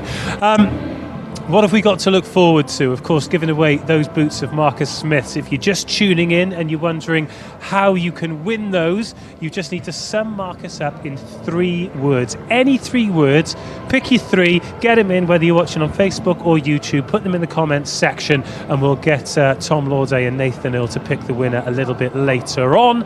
Of course, we're back next week as well. It is 2 home games in 2 weeks. We're hosting Sale Sharks here at the Stoop, and we'll be back for that one with Harlequins live. Still pretty empty here. We still very much miss you, although hopefully you're wrapped up warm at home. You've either got the central heating on or the fire on, or you're drinking hot chocolate. Speaking of which, I've got mine here. I've got spare cups for the lads as well, but before the game they brought themselves burgers and didn't bring me anything, and then at half time Nate's pulled out the Haribos for him and Lawday and not a sausage for me. So I'm not angry, I'm just disappointed, and I'm going to take my revenge with the hot chocolate. Alas, I understand that it's a little bit bitter and twisted, but just allow it.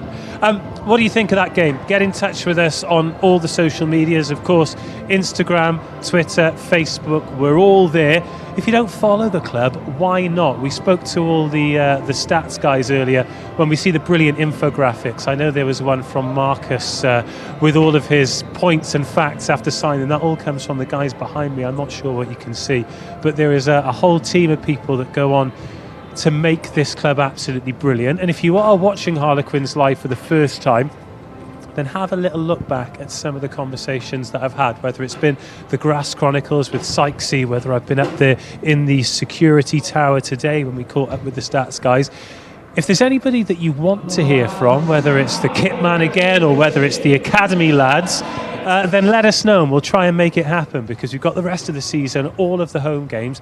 Let's try and tick as many boxes as possible.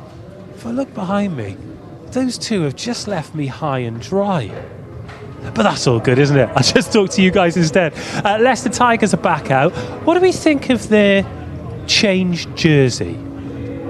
I saw a tweet from Rugby Quins that said it should be taken to The Hague and tried for crimes against humanity. I'm not sure it's that bad, but is that for me? Do you know what? I have just been slagging you off so much as well. I've just been climbing right into you because before the game, Nath got you and him burgers, absolutely nothing for me, and then the Haribos as well. But the generosity of Tom Lawday, thank you. I'll share some of my hot chocolate with you after. The lads are back out. What was I talking about there? That little act of kindness has just sort of thrown me right off. Can you hear me in your ears now? I can, yeah. Oh, and I can hear you. Oh, the lads a have fixed it. There is a team of boys who put this show on. I say a team, there's two of them, and they graft every week. And then there's Dan back at HQ as well. Brilliant. I don't feel like my eardrums are going to burst as well. Good. To turn the volume down a bit. Good. Where's Nath gone? Is he? I think he's still carrying away from the cold. I don't blame him. He's not built for this. Lefty gets us underway. Right, we've had 15 minutes to prepare for this exit, and that is a good start. Remember, supporters, members, if you've not done so already, use the code QuinsTigers25 to get your free points on the website. Spoiler alert, if you didn't watch the Quinnin, as they're now called, and you're going to get that trending, and you're going to watch the highlights later on, then don't listen for the next 10 seconds because I'm about to tell you the result. Unfortunately, they slipped to defeat against Loughborough Lightning, so that really does open up the Premier 15s. If you count the match that they had the points taken away from them against Saracens. Oh, it's a yellow card. Is that a double yellow card or is that just Matthew? It's double yellow, I think. Oh, is it? Oh, sure. Is that your mate? Matthew Simmons. No, it's Hanro Liebenberg. Oh, okay. Labanini's a walking card, though. He'll get one soon, I'm sure. Double card, but our penalty. Great, yes. So Harlequins women unfortunately slipped to defeat against Loughborough Lightning. That is 3 defeats in a row now, and they do not get to play Saracens on the 20th. So Saracens have got Gloucester Hartbury at the Stonex tomorrow. I've still not got my head around calling it the Stonex. And that is a chance for them to put a bit of space between them and Harlequins at the top of the table, which is not good for fans of the quarters. But, still the playoffs to come. Anything's to play in the playoffs. Oh, there's Domus at the back, right in the tackle. Down to 14, and all that means is there's a little bit more space.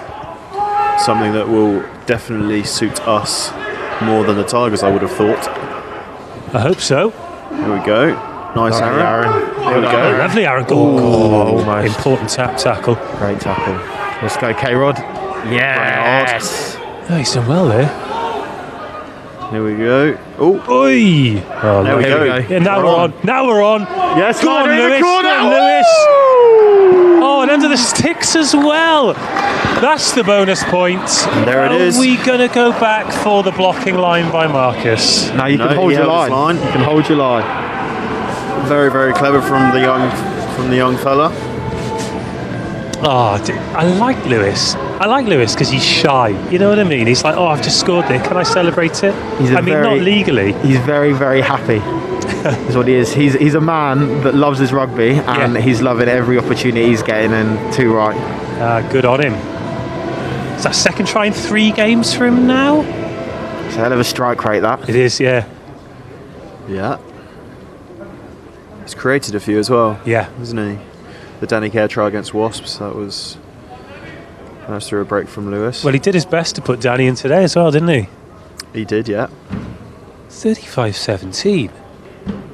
What's the age difference there between Danny and Lewis? Let's not get onto that, because I think I'm older than Danny. I think Lewis is 20.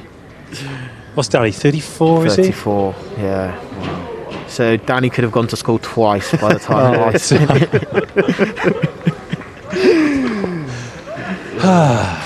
Anyway, Marcus is kicking, so please respect the kicker. Oh, there we go. 100% so far. This is good. Do you know, all of a sudden, what are we on now? 20-point lead. Yeah, brilliant. God, this is a mad game, isn't it? Yeah, it is. If you'd have told me at half-time, if you'd have told me at half-time we'd have a 20-point lead 5 minutes into the second half, I'd have told you were lying. Here comes Coley. 250th appearance. That's off to him. Amazing. The Sheriff is his nickname, by the way. The Sheriff. Who's the better Sheriff, him or Ken Owens? Didn't even know Ken Owens was called Owens the is Sheriff. the Sheriff, So. yeah. Ken the Sheriff. To be fair, who's got more international caps? That's a very good question. Because you've got to think Dan Cole's probably high 80s, close to 90. Yeah. What's Ken? He's probably a 50 cap international. Ken. Still not bad. Is he a bit younger, Ken, or is he? He's one of those Welsh blokes who's looked 45 all his life and will continue to look 45, I think. But to be fair to Scott Baldwin, he came out in defence of Ken Owens this week. And I think that might have just been him covering his tracks, though, saying that when the line-out malfunctions, it's not always the hooker's fault. Hookers looking after hookers, though. yeah, the hookers union. I'd definitely agree with that, though. Have you ever ventured into the front row at any level, Tom? No, never. I've stayed away. I was a proper under-9s. Doesn't count. Adam Jones was considering trying to turn me into a hooker, but Was he? I beat that idea out of his head pretty quickly. I don't blame you, Tom. Look after that neck, pal. Yeah. It takes enough. No, I know there are the rumours that everyone in Wales knows everyone, and we try and put those to bed all the time. But I've only chatted to Bomb 3 times. Oh, here we go. That's forward. Well done, Will. But in one of those conversations, we worked out that his grandmother and my grandmother were mates. Everybody knows everybody. Everyone in Wales. knows everyone in Wales. Oh, it's lovely though. I think you boys would like it. Wales. Spent much time there? I enjoyed Cardiff. Yeah, we had a great trip there, didn't we? Oh, we had a good trip down to Cardiff. We can't talk about that. Yeah, it's a good place. Like, obviously been to play a few games down there. Never really been very nice when I've been. I remember I had the under-18s tour, and we camped. We camped. So we played Gwent Dragons, camped for the next few days, did a bit of training and played Ospreys. Oh no. And we camped at the wettest place in Britain. And it lived up to its reputation. Why? There's got to be some kind of recovery issue there. Tight budgets. You know what it is? Character building. Yeah. God. Oh. Have we just seen Mr. Don Brandt in the second row? Alex Donbrandt. Oh, that's a great charge down. Got to get on that. That's a great charge down. Well done, Fair Marcus. play. Oh, that's a good offload. That's a good try. Yeah, give him that. Good. Oh, here we go. Oh, he's punched him there. He's just punched him. Yeah, he's just punched him. That's got to be a yellow. Because if you watch that back, he slapped the back of Marcus's head after they scored, and then their captain. It was their captain. It's not very good. Well, we're going to have a look at it. Yes, please. Well, we'll watch on the big screen. Hopefully, you've got the game on at home, and us on your second screen for all the top entertainment. Are we going to have a look at this? Here we go. I mean, it's a great charge down. Yeah. I mean, he is about 7'6", so Marcus makes his tackle, gets the offload. Watch him now. He slaps Marcus. Yeah. And then what does Marcus do? Come on.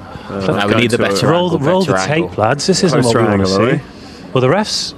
Is he having a look at it? Are you joking me? Not even having a look at it. Are you joking me? Huh? He's just punched Marcus. No, stop the game. I agree. Stop the count. Stop it. Stop the count.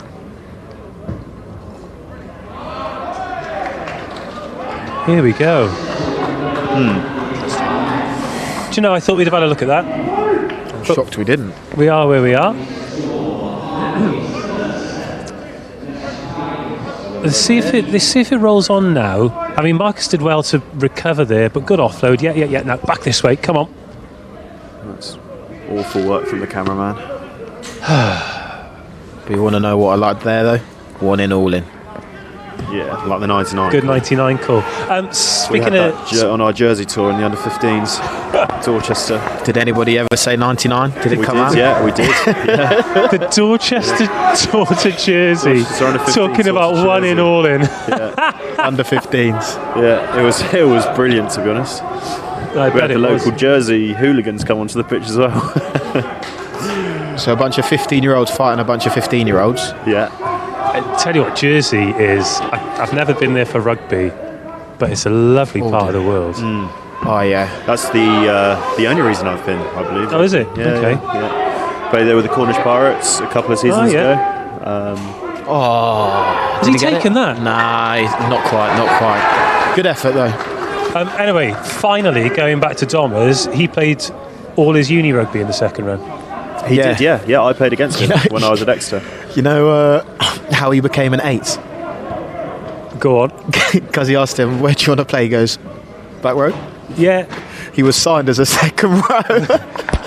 Well, so he always looked like a back rower playing for Cardiff Met, and he's a back rower. Covered a game against Bath, and was commentating with a guy called Ian Kench, who played a lot of games in the Championship and National 1, and he's just looked at him and gone, I can't wait till he's playing professional rugby and he's just a number 8. And he spotted that early, and yeah, he's just filled his boots, really, isn't he? He's too flash to be a second row. Although nice. Doesn't like the dog work. No, doesn't like the dog and I don't blame him either. Look at Matt Simmons. He is the least flash player I've ever seen in my life. That's an interesting Mark nudge. that. Hey, Brownie's been around the block. Yeah, it's just a strange person to kick to. Yeah. Is that Scotty B feeling something down there? I reckon he's having a rest as well. Scrum time. Or actually, no, his there? wrist. Maybe his wrist, wrist. is it? It's not good. We don't like that.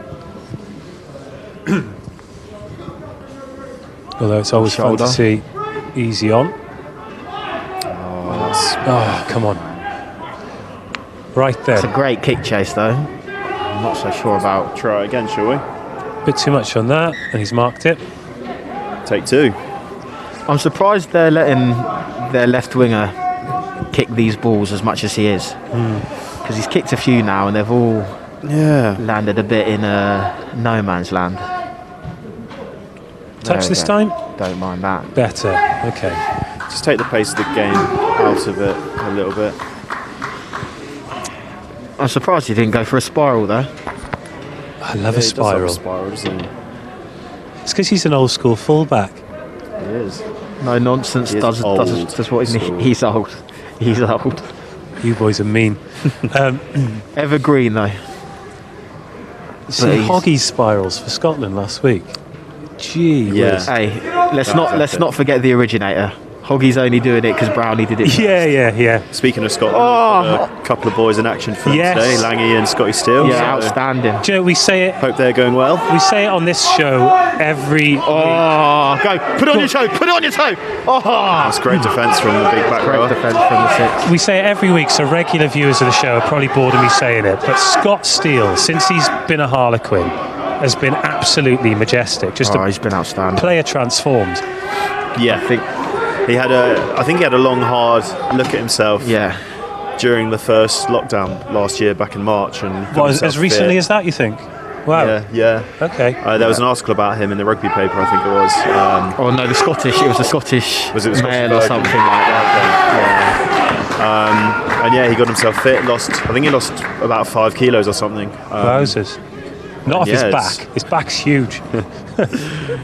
And he's absolutely loving life. Yeah, he's got a folder on his phone of pictures of him when he was fat, as he calls himself. Before and after pics. Before and after, just to be like, this will never be me again. Is he holding the newspaper? There's a picture of him in the newspaper. Yeah, it's bad. I think he's holding a burger. I think he's holding a burger. Yeah, but he's very much of. I think at one point his rugby future was pretty uncertain. So, like Tom said, had to look at the man in the mirror and decide, is this what I want to do? Time to start living like a professional. Yeah. And now he's playing for Scotland. So. I know. Winning the Calcutta Cup at Twickenham. Yeah, came on for his debut, and they beat Wales for the first time in God knows how long, and then playing over at Big Stoop there and beating England for the Calcutta Cup. Fair play to him. And it's great to see Langy out of international retirement as well.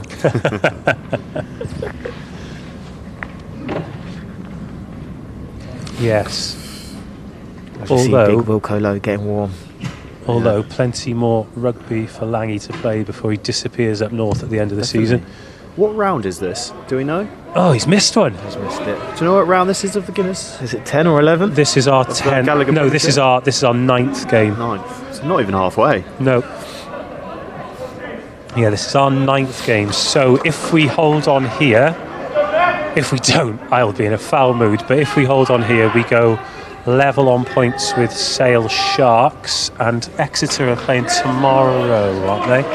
If we score one more, I thought that. Oh no, we've got the bonus point. Yeah. Is that 7 points or 8? 5 or is that 5? So 5 points. So we'll go above Sale. Yeah, on points difference, but level on. Yeah, so 29 points. 29 points in the league, but ahead on points difference. And then we're playing Sale next week, which will be a good game. Yeah, great game. Especially now they've got their new coach. It'll be interesting to see what sort of team they put out against us. That was really nice from Lewis. Didn't panic. Watched that ball go out. Knew where the touchline was.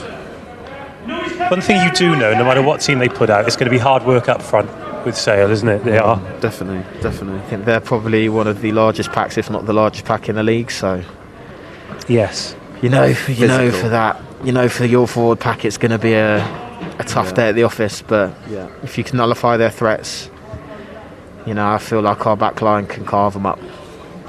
I hope so. But it was a great win against them here when rugby restarted last time, wasn't it? My first game back from injury, that. It was, yeah. And then I get injured again. The trials and tribulations of a rugby. I was wondering where you were going to go with that. I thought you were going to go legends, the trials and tribulations of Quinn's fastest man. Of Quinn's best looking winger. Didn't know I played wing.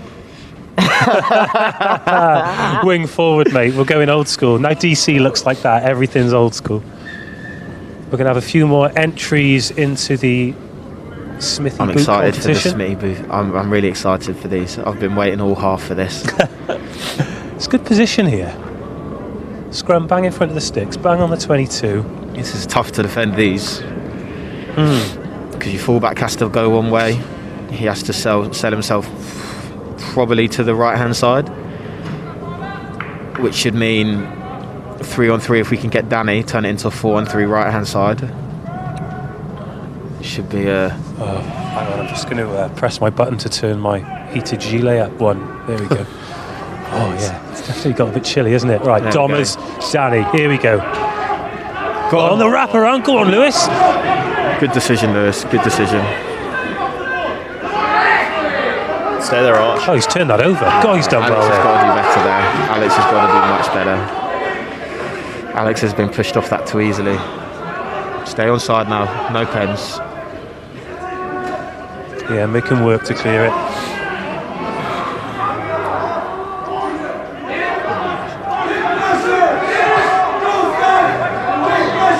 Come on in, boys. That's not in the maul. Great work. Brownie. Get that infield. Don't like it. Good. That's what we like. Kick back onto the 9. Oh. Here we go. Yeah, bit of space. Good. Oh, Lewis. Oh, well, unlucky.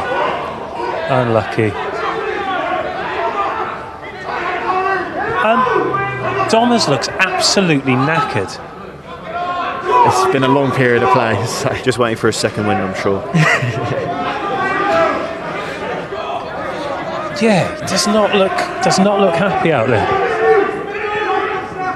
It's tough on the line. That's what I was going to say. It makes massive. Makes your air passages drier, which makes it far more difficult to breathe and work hard. Come on, lads, suck it in. Well, we were talking about work rate earlier, weren't we? I think he's another one whose work rate is probably a little bit underestimated. Is Alex Dombrandt. He is. If it's Webbs at the top of the list for tackles and turnovers, it's usually Alex just in behind him, isn't it? Unless Tom Lawday's playing. Yeah, unless Tom Lawday's playing. Thank you, Nathan. Thank you. You've lost the tash, actually. Tom. Yeah, I have. Yeah, it was a little bit of an experiment. It was just getting a bit frustrating, to be honest. I heard Tom's under the thumb and his missus doesn't like it. Oh, really? I mean, that would explain it. Liv laid down the law. She said, I'm not kissing you with that on your top lip. Whilst we go through this, God. That didn't look big good. shot. Here we go. Yeah, that's tough. No, he's all right. That's tough. He's going to have to go off here. The ref's sending him off. Wilco on, Kerrod off. By the looks of things. And Aaliyah will have to come on. I think the ref is going to say Scott has to go off for an HIA. That was a great carry from their 6-star. I'll give him that. Inventive, pacey future. George Wellbeloved's back. George the Fourth. Ross Cooper, complete homegrown excellence. Who is the Gamma Master? That is very interesting. Ambitious, committed, passionate. Yes, Archie. Cheeky flying Brit. Goose stepping whiz with an exclamation mark. Thank you, Emma Rittman. That's outstanding, Emma. You like that, too? I like that one. Keep them coming in. I like this. It's a good challenge. Next week. Bonus points for whoever can name where Marcus's mum is from. Oh, everyone knows. He's got dual nationality, eh? He's dual nationality. He's English first. Yes. Although, if Eddie continues not to pick him, and he did turn out for the other international, I wouldn't blame him. I've been wondering when I'm getting my Hong Kong call up. Yeah, I've been waiting for the All Blacks. I was born in Hong Kong, yeah. So I know a couple of lads who played for Hong Kong. Sadly, they haven't been on the blower. If Dan Falvey can get 7 caps for Hong Kong, you can definitely get caps for Hong Kong. No, I think they have asked, and I think Billy Millard turned them down. Didn't even ask me if I wanted to play. Unreal, I know. Well, we were oh, go on, DC. Do we not play offside today, referee? Touchy, are we gonna? Mike Brown. There was offside because there wasn't a ruck, so there wasn't an offside line. No. I mean, if I'm looking at this through Quinn's coloured glasses, Tom. So if you wouldn't mind not raining on my parade, that'd be great. 37-24, 20 minutes to go. But no, if it depends who's hacked that through. Is DC hooked it back, or is their scrum half kicked it on? I thought it was their scrum half kicked it on straight into a Leicester player. Right, I saw DC. Okay. Yeah. That was my. Okay. Can we quickly talk about James Chisholm's headgear on the side? He's turned around as you've said that as well. He's currently got a snood halfway up his head. He looks like... looking like a cue ball. He looks like Marv from Home Alone after he's had the top of his head burnt.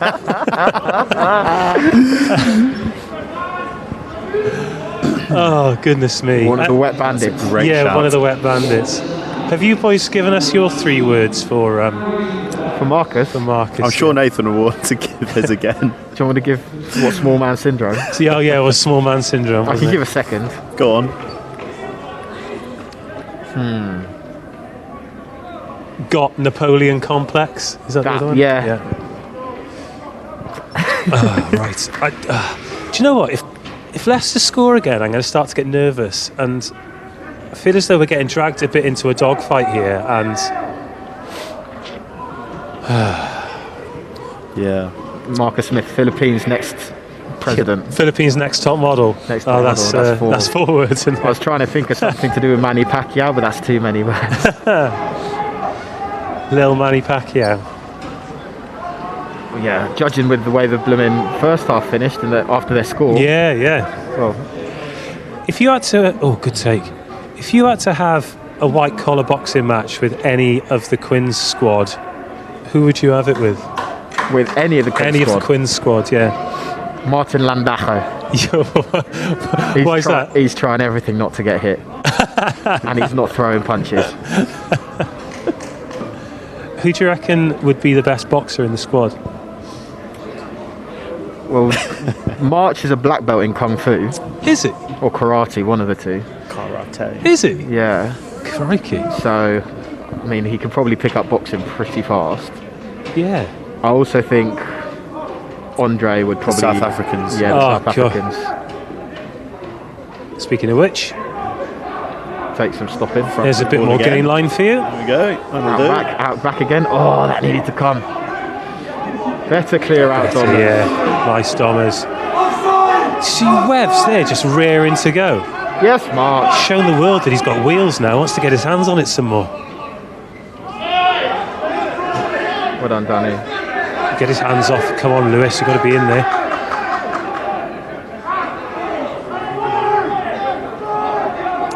Kamala in there at first receiver. Get rid of this now. Good. Yes. Great game plan. Come on. Good management. Let's hit him. Let's hit him. Pin him back. Yes. Great chase. Put the pressure on them, and we'll pile in. Good. That's great game management. That's why he gets paid the big bucks.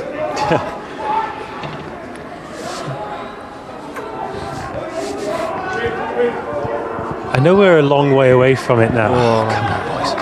I know we're a long way out. It feels like it's only just been, but if you could get yourself an invite to Steph Levise's place for Christmas next year, the amount of meat that those lads had on the go, I can imagine. kilos and kilos of the stuff. Sounds like a cracking Christmas dinner. They barbecue in every weather, so I imagine most weekends they've got the barbecue on and cooking various different joints. Here he is, the speaking of peacock. Martin, there the he is. peacock.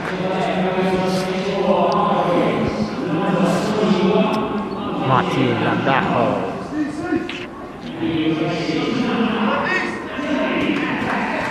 I think Danny's been outstanding today. Yeah. He's playing great rugby. Yeah, I think that's good player management. He's, we're 13 points ahead. Bring on Martin to see the game out. He's played a lot of rugby recently, so. What do you see as the difference between the two of them in terms of the way they kind of direct the orchestra or conduct the orchestra? I think they're very, very similar players. Yeah. I don't think there's really much. No, Look at them, I don't think there's much difference between the two. And how great to have the three options with Scott as well when he's not gallivanting off playing Test match rugby. Yeah, I know. What's he doing that for? Yeah. Well, that's the thing, isn't it? Like, as a Quins fan, everyone's saying, Thomas isn't playing for England, Marcus isn't playing for England. What it does mean is they're playing for us. We got the ball. Yeah. We intercepted it. Webbs just picked that off. Webbs just intercepted that, yeah. Yeah, that's what. For the casual rugby observer, it's not ideal that they're not playing for England, but for us, long may he continue picking the other lads because it's great for us. Yeah. But it's only a matter of time because Marcus is playing outstanding rugby, and at some point you've got to blood some new players in. He couldn't be doing much else at the moment, really, could he? I agree. In terms of his performance level. Well done, Aaron. Although he has missed a penalty today, so. Yeah, just no misses ever. That's Eddie vindicated. Yes, Wilco, well done. Oh, is that high? I think that was right. okay. I think that was right on the. Just around the arms. Leicester will kick this soon. There we go. Shots. Come on, front boys. Football for them. Hopefully we'll get a bit of rugby now. Well done, Joe. Oh, Andre making the tackles. Good period of possession this for Leicester. Yeah. And as I say that, they've kicked it away. There Thank we you go. very much. Here's Martin. Oh, come on. We're gonna talk about that. There's been a couple of those. Straight out. Straight out. Thank you. That's going to be frustrating for the full pack. I mean, he worked very hard. Oh dear, who's that far Over side? the last period of five Aaron. minutes. Has he got cramp? I think it's cramp. It's Who is it, cramp. Aaron? That's cramp. Yeah. I hope so. Oh, Thomas Youngs. He is a great bloke. Yeah, a lot of time for Tom. A lot of time for Tom. And also, great news about his wife as well. Yeah, amazing. Great news about his wife. Brilliant. Leicester through and through, as they say. Yeah. 2 changes in the front row. Scotty Baldwin has come off now.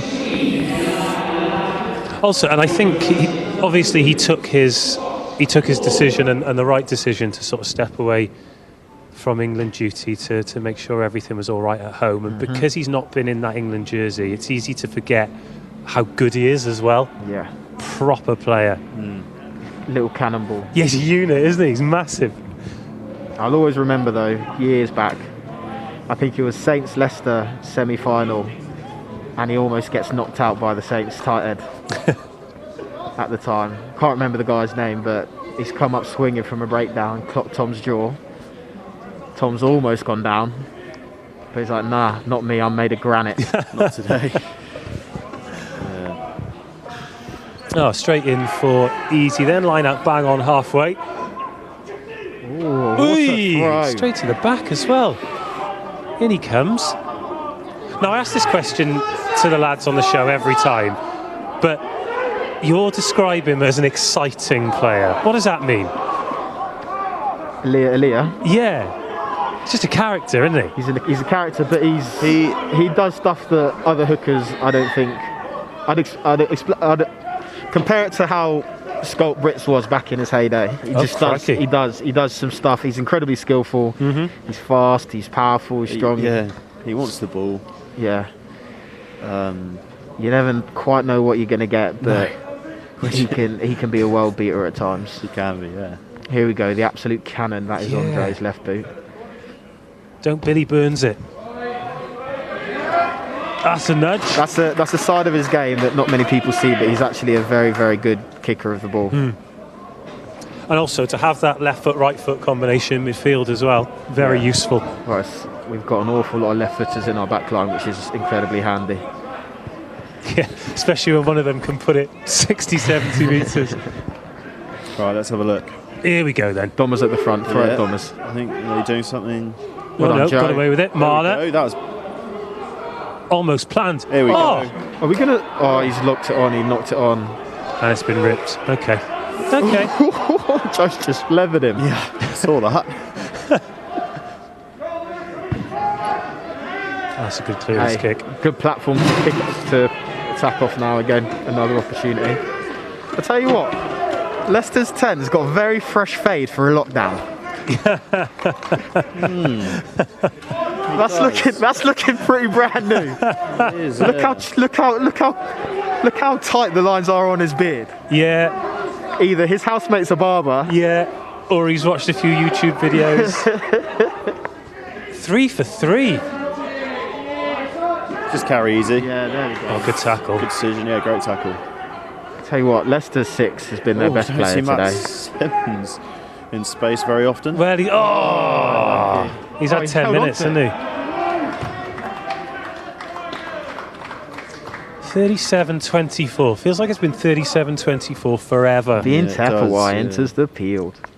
12 and a half minutes left on the clock. So Lewis That'll off. be Joe Marchant going to the wing. Okay, yeah. Well done, Lewis! Yeah, good lad. Another try and another good, what's that, 68, 70 minutes for Lewis? Yeah, I think it's good that we look after him early doors. You don't want a young lad playing too much rugby too early on. He's gone through a lot of work today as well, hasn't he? So he works hard, that lad. Hot water bottles on the bench. Can we get a few up here, please? Do you know what? So behind us, so we've got box 32 is open. In box 31, tantalisingly behind the glass, there is a massive box of blankets, and I can't get it open. I was like, the lads will love me. I'm going to got the key. Yeah. Laurie. Just break it open. Laurie, you're signing some great players, but what about blankets? Yeah, what about blankets? Good. Right, this is great, D. Well done, March. Put him out, put him out, put him out, put him out. Yes! So they're going to be chasing a try for the bonus point here, aren't they? Oh, Andre, don't be an idiot. Just unnecessary. It's on Labanini, so nobody cares. He probably deserves it, is what the ref's thinking. You're a massive fan. Have you got him a Valentine's card? I think I should get him one. Come on, boys. Well done. Big D set here. Work hard. Yeah, good shots. What are we in? Approaching the last 10 minutes. What's Webbs up to there? He was looking for the offload because the ruck hadn't formed, so there wasn't an offside line. So he was just going in behind, seeing if a lesser player offloaded off the floor, he would have been there for the pick. Just having a sneak. Tough. Yeah, that's tough.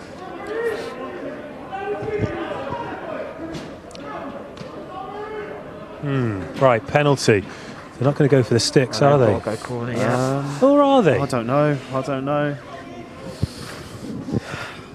Or are they? What would you do? To be fair, there's a lot of rugby left to play.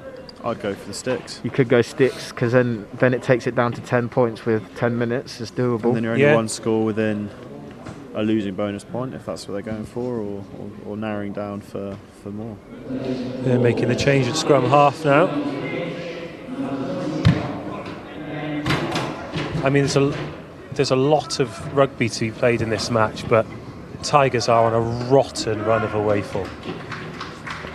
Like the Quins of old. But we're the new breed. Yeah, just play. Can we play away every week? Can we play away every... That white kit, though, how good's that? Oh. We've got some good kits this year. Yeah. You know, we went... My first year, that green kit was heinous. No, I'm not a fan of that. Adidas have done some great things with rugby kits, but that one wasn't it. No. But this one, this home kit, I'm a big fan of, and the way the shirt fits is always nice.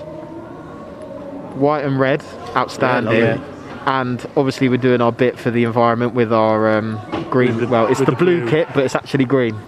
Is it? You think it's green? No, green as in... Oh, okay. Environmentally green. Yes. Yeah. I like all the jerseys.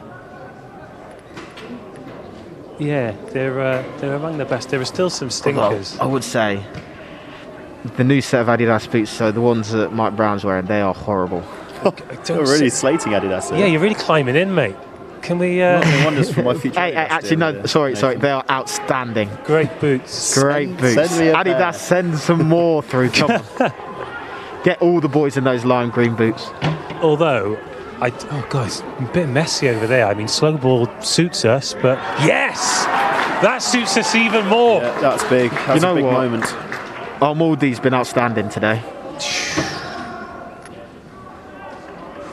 Tom, do you want to talk us through them all? Hit the thing as hard as you can. We're quite far away here. Yeah, there are some technical elements to it. Just looking at the replay here. Is that Chugger coming on? Yeah. I'm not sure. We made a mess of it, which is good. Didn't give them too much go forward. So, yeah, it's really good returns for us at a crucial point in the game. We'll look to exit here and... I think Chugger's been brilliant so far this year. Oh, amazing, yeah. Really, really good. It's the best I've seen him play. He would be, if he was a back rower, he'd be one of the quickest as well. When he gets up to speed, he's got some serious turn. Then again, I don't know if you watch the Attenborough documentaries, but when the lions are trying to round up the giraffes and they get into full flow... Those giraffes are dangerous creatures. They are. All in. Yeah, you know, he was a winger until under 15s. Who, Chugger? Yeah. Is he? Yeah, then he got really tall. Yeah. And they were like, "Oh, you're probably better served in the second row, pal." While we're talking about Adidas, though, I think you can't beat the old school World Cups, Copa Mundials. Oh, the white and black. Oh, amazing. Or the Predator Mania. What were they, like 2003? The black and blue ones. The black and red ones. Oh yeah. I know the ones. Nah, for me it's the RS7. If you know the RS7. Oh, here we go. Best scrum in the league. Oh, here we go. Go on, the boys. Hold on, Martin. There's 40 metres for you. Yeah. Not sure about that, but... Hey. Well, a bit of tempo. See, that's nice. And now a chase. That's nice. Although, he is a dangerous counter runner. Well done, Well done, Thomas. Don't let him step in. Bang it. Good. Yes, good. On that side. On that. Oh, no, it's not Simon. It's Archie. Are we going to talk about that? Well done, E! Oh, easy. Ooh. Don't get worried. Was it he gets very excited. Was it the beginning of this season or the end of last season where he fell on about 2 seconds and got sent off down there? Yeah. Dan Robson. He milked it though, but still wasn't clever. Shot. That's a great shot. The most annoying thing was the ref didn't see it at the time, and by the time he gave it, oh yes, Thomas! You got Away you go! You got March! Put on your toe! Off them. We're going to talk about that. Do you know what? Credit Thomas, because what were we 10 minutes ago saying he looked absolutely knackered, and he's got a second wind. It comes eventually. And now he's taking a knee. Pretending to pull his socks up there. Oh, drink it in, mate. Sock injury.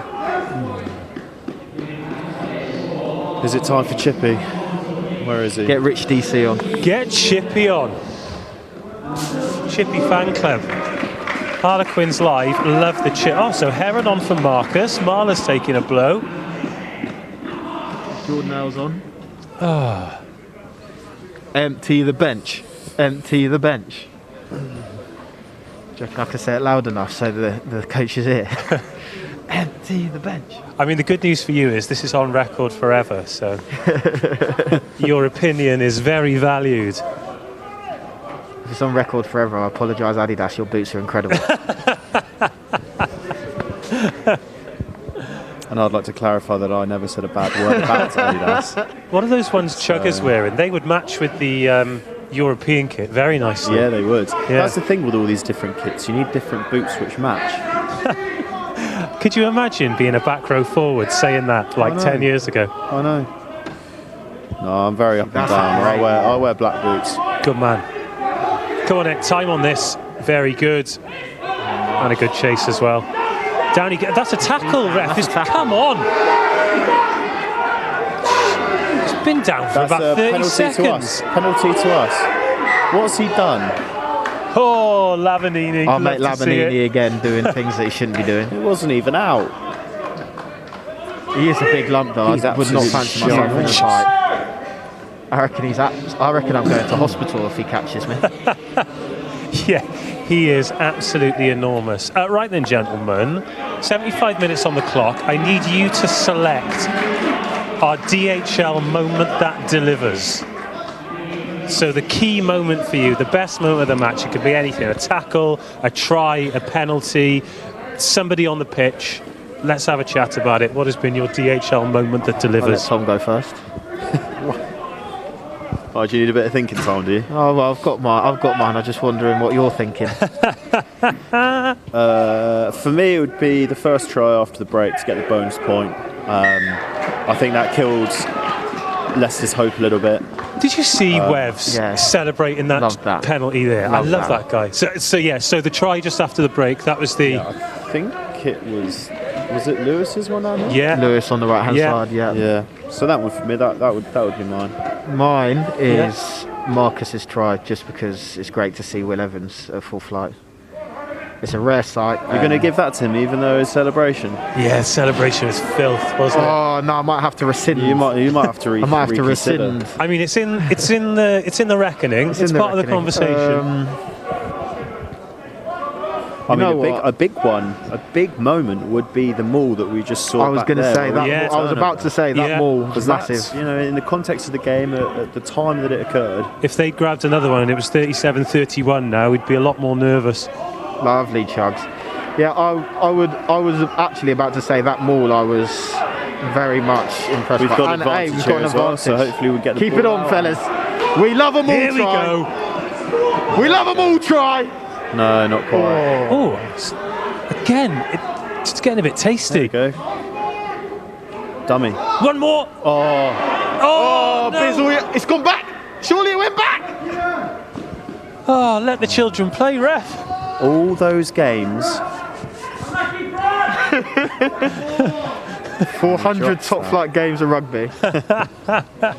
Could have bagged 2 today, Brownie. Has he got 90 England caps as well? I think it's 70. I think it's 70 something like 8. close to 80. Mad Not career. 85. Nah, it's not over 80. I think it's like 78 or something, or 77. All right. Do you know what, the ref, speaking of that, the ref's got Copper Mundials on, look. Yeah, look at that. Man of taste. Man of taste. Right then, let's have a couple more entries into the competition and I'll get you lads to... These are the top 3, so I need you boys to pick a winner. Right, Our Vigorous Valentine, Paula Rowland. Rugby's Best Hair, Jake Turner, or Quiff's Quins and Wins, Phil Harrison. I think Quiff's Quins and Wins, hands down. Phil Harrison. Take a bow. That's a bow. Genius. That is class. Congratulations.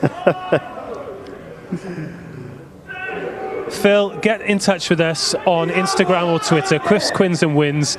We'll get your address and we'll post you those boots out. Thanks to everybody who's entered. It's been great to have you on board again with Harlequins Live. We'll be back, of course, next week with Sale Sharks, but do stick with us till the end of the match. We'll be getting the final thoughts of these two gentlemen, and I'll be heading pitch side, looking to get some post-match reaction from players and coaches alike.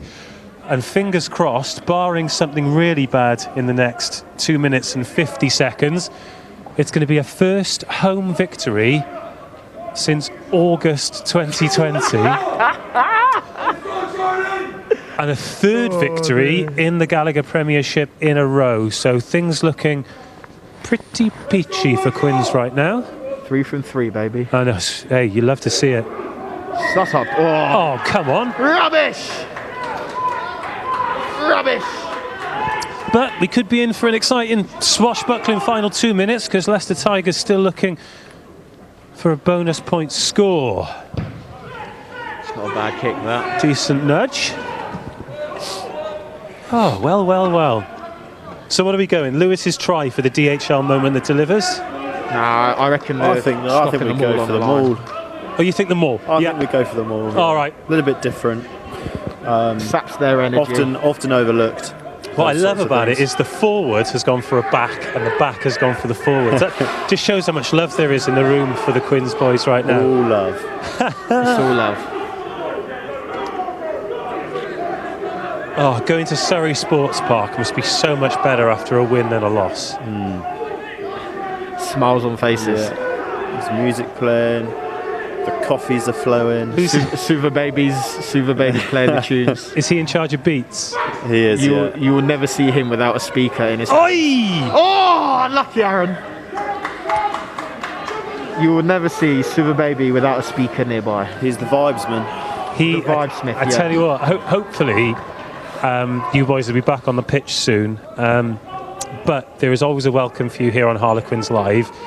If you get to do one with him, he is so amazing to watch the game with. He just can't sit still. He is 80 minutes of nervous energy, like everything. He's like, ugh.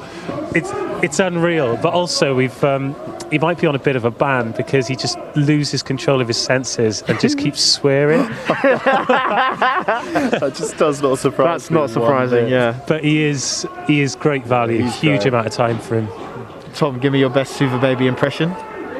No. Come on. I'll do one as well. No. Come on, boys. Smith. One big effort now. Mr. Jones. They got penalty. Oh, don't let him go as well. Oh, he's going to kick it. Mike Brown. That is absolutely terrible. Where's your winger? That's almost as bad as Langy's last week. Well, okay.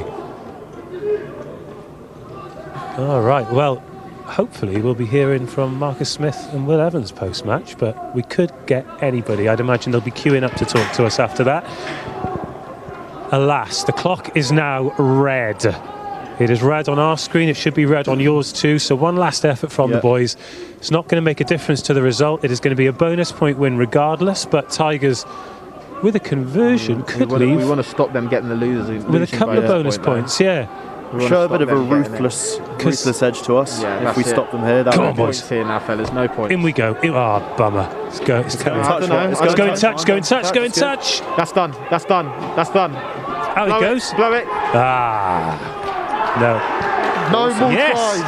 No more tries. Look at the celebration there. Domers absolutely loved that. That's outstanding. No more there tries is that against ruthless streak. 37-24 full time. 3 wins in a row, first home win of the season, first home win since August. A little bit of ill discipline, if we're being critical. Is 24 points a few more than they deserved on the balance of things? I hate to say it, but say it anyway. I think we flattered Leicester today at times. Okay. But a win's a win. It certainly is. And 3 from 3 is always a good place to be. 3 from 3. See what I did there? Stuff to work on, but 3 from 3, you can't ask for much more, really, Can't can ask you? for much more. So we'll start looking at Sale, review that. You ain't seen nothing. And who knows what's going to happen now. Talk to me next week, yeah. Talk to me about music quickly, because you've been singing along there. You've been threatening to break into song for the entire match. Can we expect a charity single in the not too distant future? Not from me.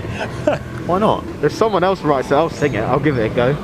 With my terrible. You heard it here first, guys. If someone writes if it. someone writes me a song, I'll sing it. sing As long as I've got an awful lot of auto-tune. Oh, all right. And it doesn't sound like me, I'm fine.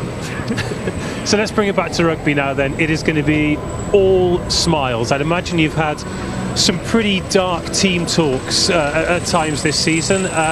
There are reasons that we don't have cameras in the changing room, particularly after the Exeter game and maybe the Racing game as well. Feels like lessons have been learned and we really are moving in the right direction. So let's get some post-match thoughts, starting with you, Tom Lawday. A bonus point win at home. Definitely. You know, the first part of the season was really, really frustrating. We couldn't quite put a finger on where we were going wrong. We were kind of up and down. We were so inconsistent. Things were going well one week that weren't the next week, and vice versa. So to get 3 wins in a row is fantastic for morale, for confidence, and that's kind of all that we've needed. We're such an exciting squad, and we know we can play rugby. So the fact that we've been able to do that over the last few weeks has been brilliant, and long may it continue. And tries coming from all over the park today. You said you wanted to see the outside backs going for it. Lewis has gone over again. Marcus has gone under the sticks. The forwards have got on the score sheet too. That's got to be good news for everyone, right? No, it's always nice to score tries. And it's exciting that we're scoring across board, and the marker of a team attacking well is if your wingers scoring tries. And obviously Lewis got one today, so clearly our attack's in a very good place. And we're doing the stuff that is uncharacteristically Quins. We're doing the grits. We're a hard team to play against at the moment, and long may it continue, because I think we're doing a great job.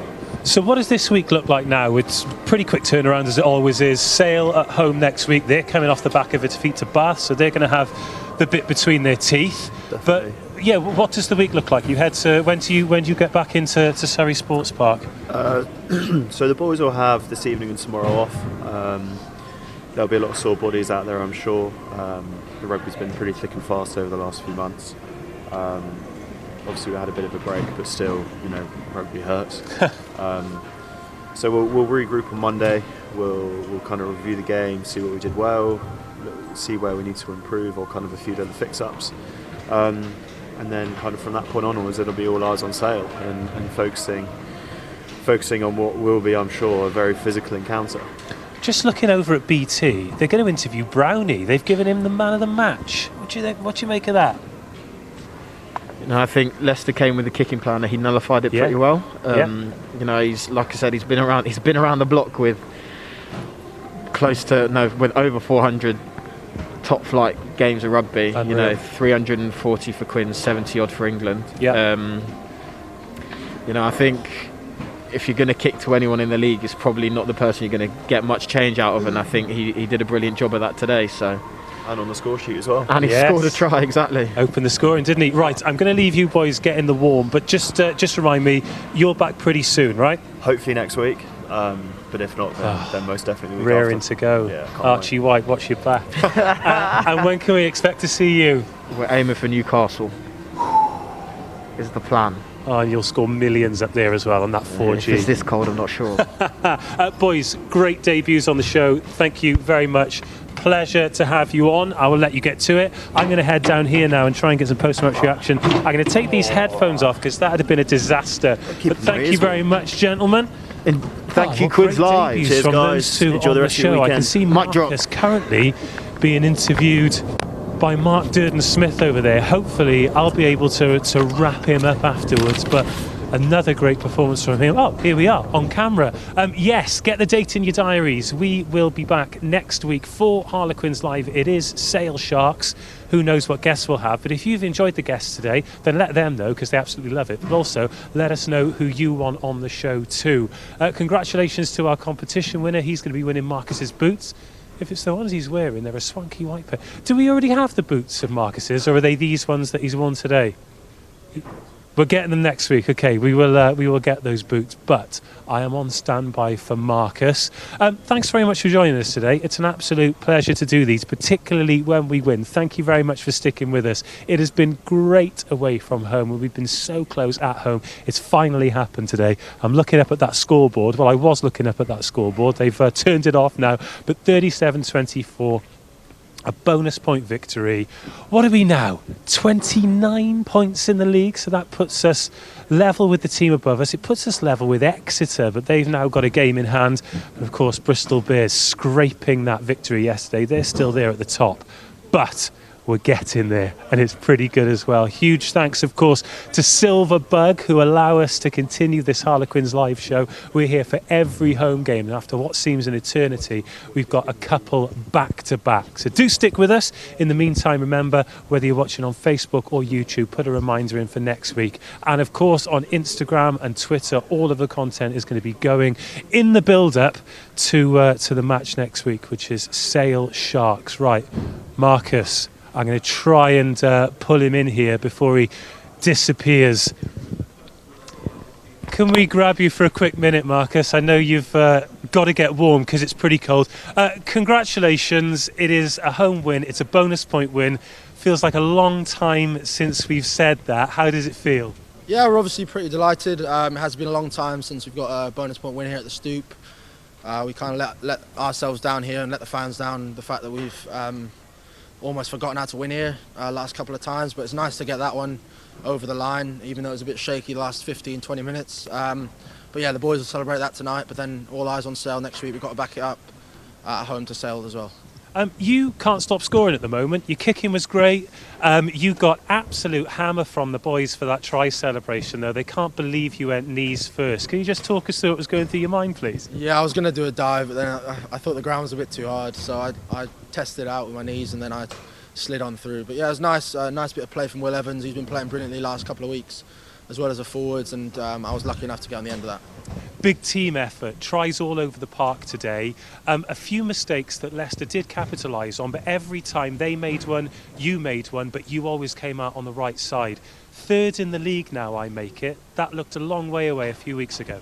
Yeah, we're obviously pushing on up the table, and we don't want to get too far ahead of ourselves. We know that the weekends are a byproduct of what we do in the week, and the way we're training at the minute, the way the coaches are coaching us and developing us as players and as individuals. And then we've got brilliant leaders here at Quins who are fostering us younger players through nicely. Joe Marler, Danny Kerr and Mike Brown are leading the charge on that one with alongside Steph as well, who's obviously the captain. But yeah, we're moving in the right direction. We're excited about next weekend and the challenge that will bring, but we've got to enjoy tonight and then enjoy the whole week in the build-up to another big game.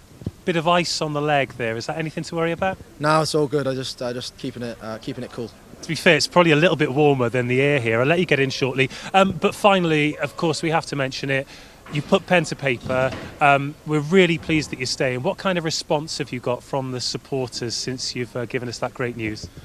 Yeah, I've gotten loads of nice messages. I feel really loved and welcomed here at this club. I've been at this club since I was 14, 15, and to be able to put performances out like that in a first team shirt was always a dream of mine, and hopefully that can long may that continue alongside a lot of young other players at this brilliant club who I've obviously come to the academy with, and I'm now enjoying playing here at the Stoop and as well on away days as well. So I'm very grateful to be at this brilliant club, and hopefully success and titles are coming our way in the near future. Long may it continue. Here. Well played today. Thank you very much for your time as well.